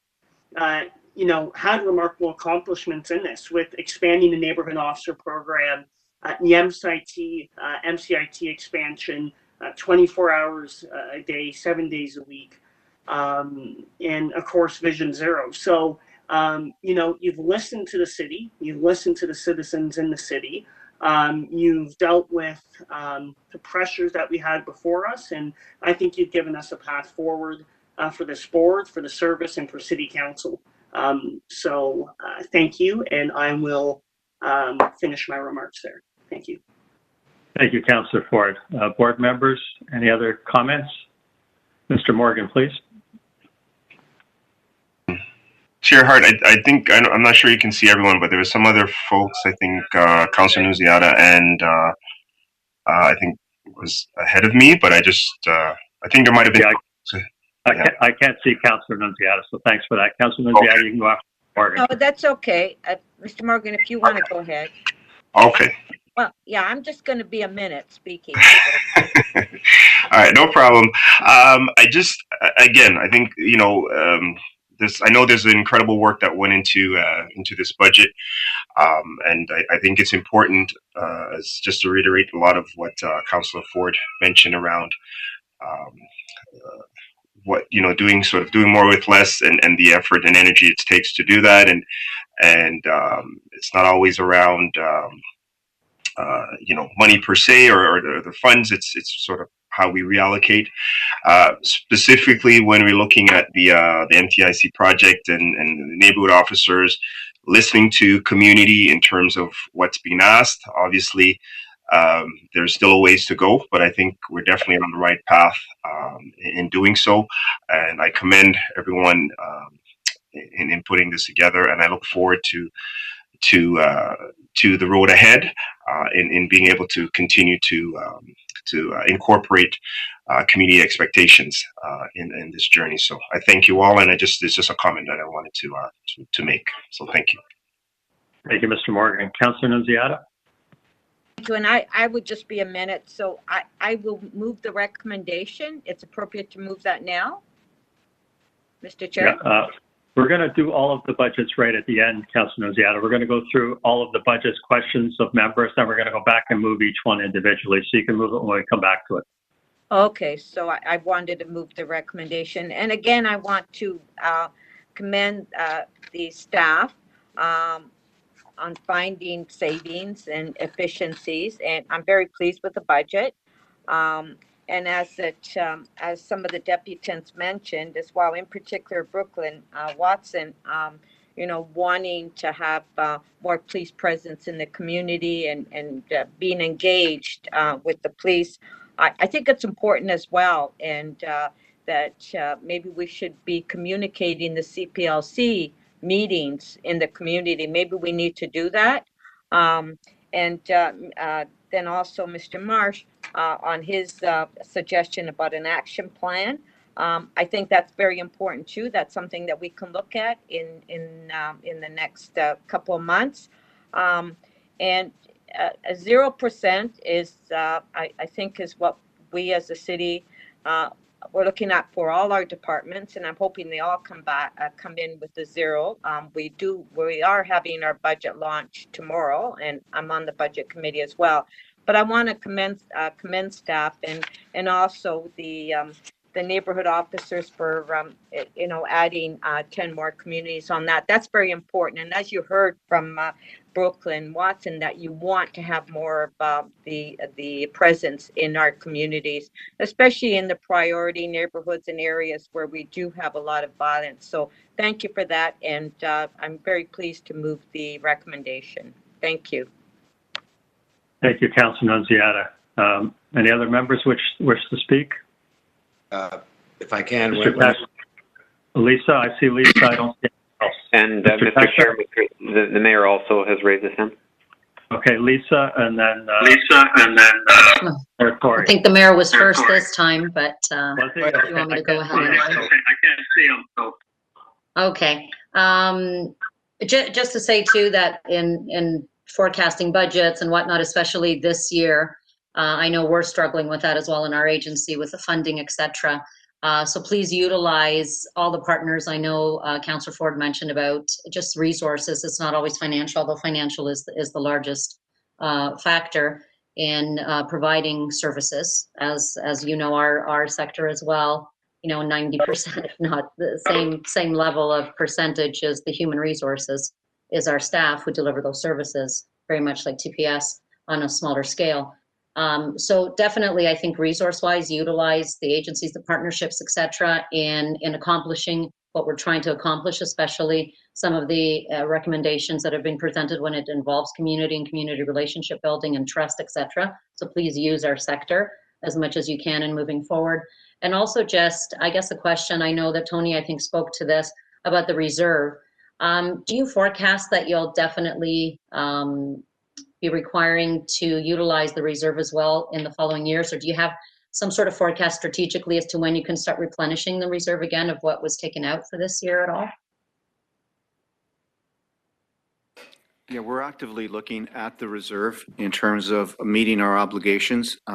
We're actually having discussions with the city that if we have a surplus this year, that perhaps we could do a one-time injection that at least will help us, not necessarily in a sustained way, but certainly one time. And then through the budgets in future years, we'll be looking at increasing those contributions to that savings account essentially so that we can meet those obligations. But we'll keep the board very much apprised along the way.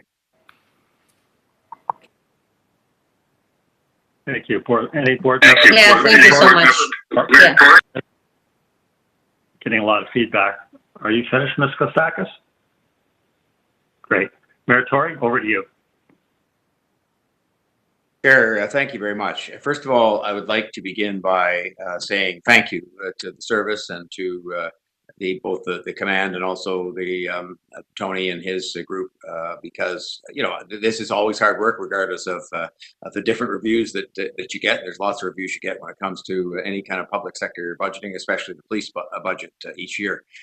I think, and I would also like to thank the group that were responsible for the transparency too, because we made a fairly fast pivot on that. And I think that if you look now at the amount of information that's available, as we saw this morning on the website, compared to what was available in previous times, it's remarkably different, and that's quite rightly so. And I think the public can now scrutinize this. And it was interesting that we had questions that clearly indicated that people had looked at this more detailed information, but a lot of the other comments weren't about that, which indicates to me that people didn't find a sort of some great aha revelation in the line-by-line budget, but they at least had it available to them to study it. I wanted to use my remarks just to put things into context a little bit, because I thought that, while I fully respect where people are coming from and why they might make the kind of deputations they did, I thought some of the deputations were actually a bit unfair to the process that's unfolded here.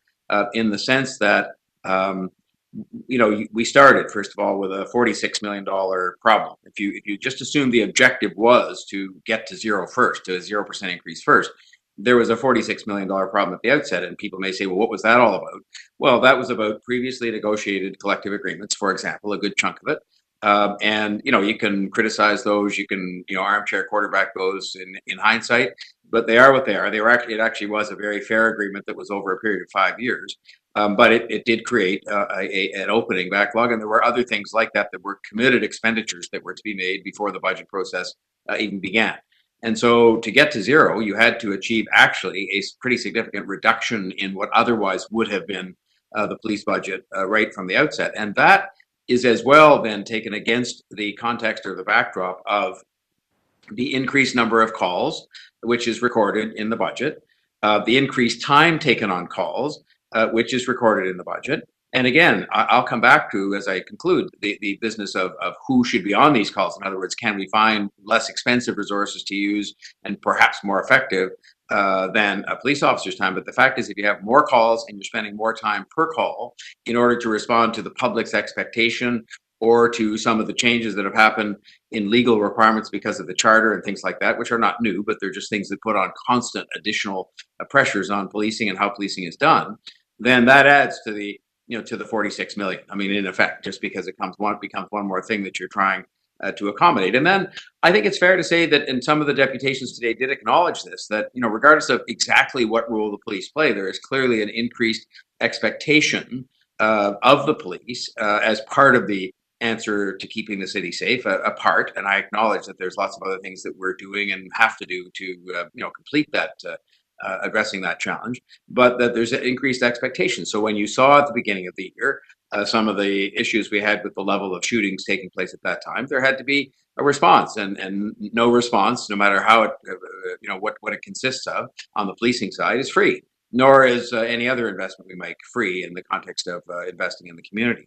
So if you take all of that and then you add to that the fact that the budget, and I'll just name a couple of things, but the budget allocates significant additional resources, as has been asked and spoken about, to neighborhood officers.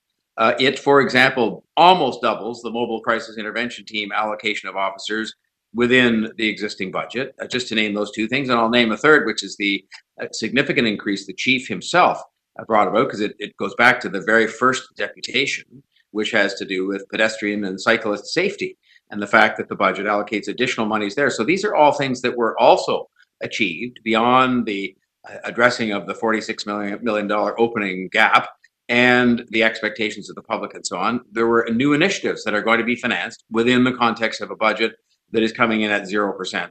The third year in the last 5 that the budget has come in at 0%. So I think that's another important thing to put on the record, because there's this sense that's created out there that it's been kind of, you know, come one, come all, and take as much as you want from the police service, when in fact that hasn't been the case. And that brings us to the question of reform.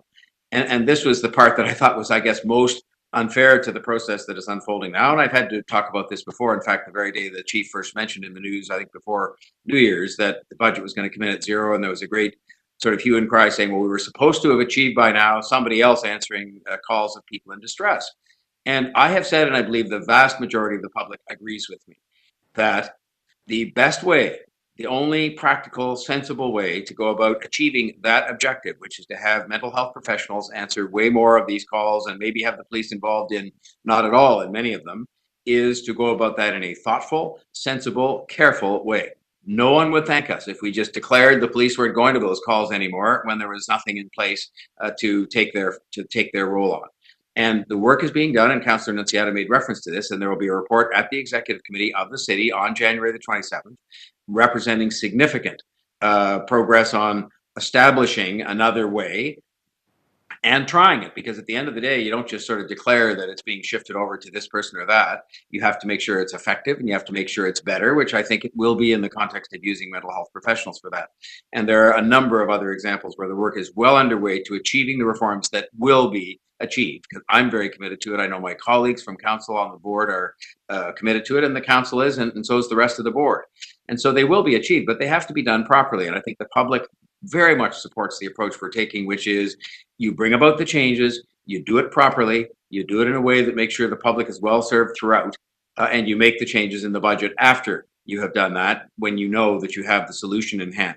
I often cite the example of how we treated people with mental illness, 30 years ago, when we closed down, properly so and rightly so, all the big institutions where we warehouse people with mental illness, and said, yes, we were doing that so that we could put them into a community treatment or community setting where they could be better cared for, and then didn't put the community setting in place. So we have today a lot of people on the street, because of that. And that's exactly the kind of thing we want to avoid. So I just would say thank you to the staff and to the command, to the chief, for a budget that I think is going about our task of reform in a very methodical way, but doing it in a way that is careful and respectful of public safety. And I want to say thank you to them for taking the steps they took to make sure we could add new services, accommodate existing commitments, and do it all within the context of a 0% increase in a huge budget. I've been through that before as mayor. I've been through it as a business executive. I know how hard it is. I know how hard they work. And I, for one, commend them, and will do so when this comes forward as part of the city's overall budget, because it actually is a significant accomplishment on the way to better in future years. Thank you, Chair. Thank you, Mayor Tory. And I'll just wrap up very, very briefly, because I think the mayor certainly covered everything that I would have wanted to say. Chief, I just want to compliment you on exceptional leadership in pulling this budget together, and to your team, Tony, Savina, Cindy, and all of the staff that worked on this budget in addition to them. a ton of work was done over a number of months. I know that for a fact because I witnessed all of it firsthand through many, many meetings on this budget. And the creativity that your team has is second to none. I've seen a lot of budgets over a number of decades in the public service, and I'll put yours right up there with any of the ones that I've ever seen. And I just want to thank you, Chief, for a job well done to you and your team. So that's it for me, and that's it for this budget. We will come back and vote on this budget when we go through the rest of them. We'll take them one by one, because given the mayor's interest that he declared earlier, we have to split things out a little bit. So we'll come back. I'll now move forward to item 3.2, which is the Toronto Police Services 2021 to 2030 capital program request. First, questions by members of the board to the service. Any questions on the capital budget? I can see Councillor Ford, Councillor Nunziata, Mr. Morgan, and Ms. Kostakis. I can't see anyone else. If any other members that I can't see, if you have any questions, please voice them now. Hearing none. Anyone wish to speak on the budget? Seeing none and hearing none, we will move forward to the next budget. We'll come back and vote on 3.2 shortly. The next budget being the Toronto Police Service Parking Enforcement Unit 2021 operating budget. Members, any questions on that budget of the service? Seeing none, hearing none. Anyone wish to speak on that budget? Again, not seeing anyone. Move forward to item 3.4, which is the board's 2021 budget. Any questions? Any speakers? Okay, Mr. Teschner, at this point, I'm going to turn it over to you. I know we have to split out the vote a little bit because of the mayor's interest, so you will put motions up on the board, I take it, and we'll go through them one by one. Over to you, Mr. Teschner. Thank you, Mr. Chair. That's correct. I'm going to ask Doobie to first load up the motions with respect to item 3.1, which is the Toronto Police Services proposed 2021 operating budget request. You will see there that as different from the report that was filed, there's now a breakout between two components of the budget. So the motion has three parts. The first is to approve the services operating budget request without, or with the exception of, any proposed budget allocation for items involving Rogers Communications, Inc. The second item is to approve those items in the request that do relate to Rogers Communications, Inc. And then the third is to forward the report with the recommendations to Toronto City Council's Budget Committee for its process. So I would advise, Mr. Chair, that each of the three items be voted on separately so that the mayor is able to vote according to the conflict that he declared. And as I read it, Mr. Teschner, the mayor will not vote on item number 2, but will vote on 1 and 3. Is that correct? That's the way that it's been architected. Yes. Mr. Chairman. Yes. Councillor. So what I would suggest, because the mayor has an interest in number 2, that we have a recorded vote, so it shows that he is not present for that vote. I'm just. That's a great idea. I will turn my camera off for that vote too, just so I'm absent. That's a great idea, Councillor Nunziata. Okay, so we will move to item number 1. Can we have a recorded vote on item number 1? Just call out your name so Mr. Teschner and staff can record it. Why don't I actually go to each member of the board? It might be easier, and I'll go in the order that I see you on my screen. Okay. Great. Mr. Morgan? Here. Do you vote to approve? Approve, yep. Councillor Nunziata? Yes. Ms. Kostakis? Yes. Councillor Ford? In favor. Ms. Molinar?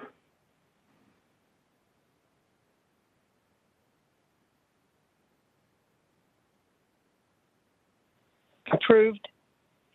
Thank you. Mayor Tory? In favor. Chair Hart? In favor. Thank you. That's a reported vote of 7 in favor. We'll now move on to item number 2, Mr. Chair, if you're okay with that. Thank you. Mayor Tory, you may want to, I believe your video is off. I'll go to each board member again. Mr. Morgan? Approved. Councillor Nunziata? Approved. Ms. Kostakis? In favor. Councillor Ford? In favor. Ms. Molinar? In favor. Chair Hart? In favor. Thank you. So that's a vote of 6-0 with Mayor Tory abstaining. And item number 3, Mr. Chair, I don't know if you want to record the vote for this or ask it as an omnibus. I think we should record to be consistent. Oh, okay. Item number 3, Mr. Morgan? Approved. Councillor Nunziata? Approved. Ms. Kostakis? In favor. Councillor Ford? In favor. Ms. Molinar? In favor. Mayor Tory? In favor. Chair Hart? In favor. That's a vote of 7-0 on the third recommendation. Doobie, Chair, do you want to wrap that piece up? Yeah, so the Toronto Police Service 2021 operating budget request has been approved by the board. Thank you. We'll now move to item 3.2, which is the Toronto Police Service's 2021 capital budget request. There is no conflict issue with respect to this item. And so the recommendation as it reads in the report that was filed with the board is the recommendation before the board. Okay, so can we have a mover of the item? Mover of item 3.2? I saw Councillor Nunziata. Okay, and a seconder? I saw Ms. Kostakis. All in favor? Any opposed? That carries. Thank you. We'll now move to item 3.3, which is the Toronto Police Service Parking Enforcement Unit 2021 operating budget request. Again, a motion with 3 parts. We'll record the vote to each. Mr. Chair, may I go ahead? Go right ahead, Commissioner. Thank you.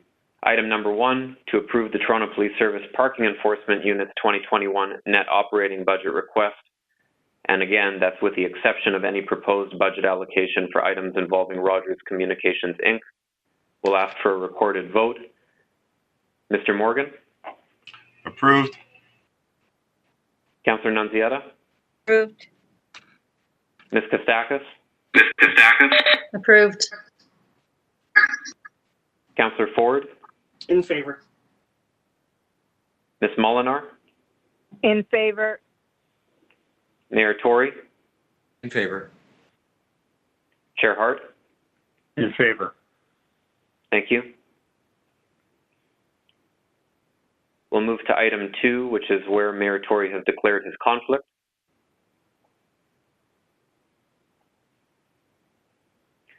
Item 2 is to approve the same budget with respect to the items involving Rogers Communications, Inc. We'll do a recorded vote. Mr. Morgan? Approved. Councillor Nunziata? Approved. Ms. Kostakis? In favor. Councillor Ford? In favor. Ms. Molinar? In favor. Chair Hart? In favor. So item 1 carried 7-0. Item 2, 6-0 with Mayor Tory abstaining. Item number 3, no issue of conflict here for you, Mr. Mayor. But we'll record a vote like last time. It's to forward the report to the Budget Committee at City Council and to the city's chief financial officer and treasurer for information. Mr. Morgan?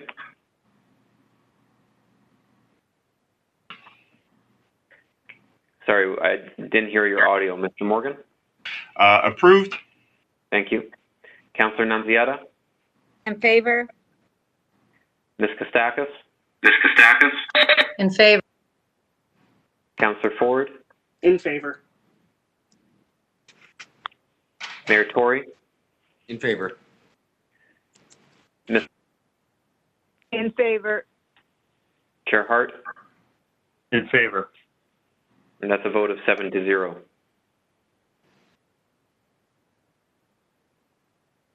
Thank you, Mr. Teschner. Item 3.3, the Service Parking Enforcement Unit 2021 operating budget request has been approved by the board. Item 3.4, yes. Could I just ask one question? I apologize. I'm just going back, and it's just a question, and it doesn't involve any discussion. It wouldn't have altered anything I voted on. But just I wanted to ask Mr. Veneziano or somebody, what has the rate in 2020 of the capital spend of the police service been? We moved very quickly through questions and so on, and I just wanted to ask that question because we've had quite a discussion about that at the city. In other words, of the amount that was budgeted in 2020 for capital, what percentage of it was spent during the year? I think, Mr. Mayor, it's about 70%. Okay, that's good. Thank you. We're actually just confirming that, but I think it's much higher than what's been in the past. Let's put it that way. Thank you. That's all. Sorry, Chair. I appreciate that. Thank you, Mayor Tory. Mr. Teschner, do you want to take us to item 3.4? Yes, and finally, item 3.4 is the Toronto Police Services Board's 2021 operating budget request. Again, a motion with 3 items. Item number 1 is to approve the 2021 net operating budget request, with the exception of any proposed budget allocation for items involving Rogers Communications, Inc. We'll do a recorded vote. Mr. Morgan? Approved. Councillor Nunziata? Approve. Ms. Kostakis? In favor. Councillor Ford? In favor. Mayor Tory? Approved. Ms. Molinar? In favor. Chair Hart? In favor. Thank you. The item is carried 7-0. Item number 2 would be to approve the 2021 net operating budget request for the board with respect to all items involving Rogers Communications, Inc. A recorded vote. Mr. Morgan? Approved. Councillor Nunziata? Approved. Ms. Kostakis? In favor. Councillor Ford? In favor. Ms. Molinar? In favor. Chair Hart? In favor. It's a vote of 6-0 with Mayor Tory abstaining. And finally, last item of this motion, forward this report to the city's budget committee for consideration and to the city's chief financial officer and treasurer for information. Recorded vote, Mr. Morgan? Approved. Councillor Nunziata? Approved. Ms. Kostakis? In favor. Councillor Ford? In favor. Mayor Tory? In favor. Ms. Molinar? In favor. And Chair Hart? In favor. And that carries with a vote of 7-0. Thank you, Mr. Teschner. Item 3.4, the Toronto Police Service Board 2021 operating budget has been approved by the board. That concludes all of our budget deliberations. Now I'll ask members for a motion to adjourn the meeting. Ms. Kostakis, a seconder. Vice Chair Nunziata. I'll use that term for the first time. All in favor? Any opposed? That's carried. Thank you very much. That was a great meeting, Chief, board member.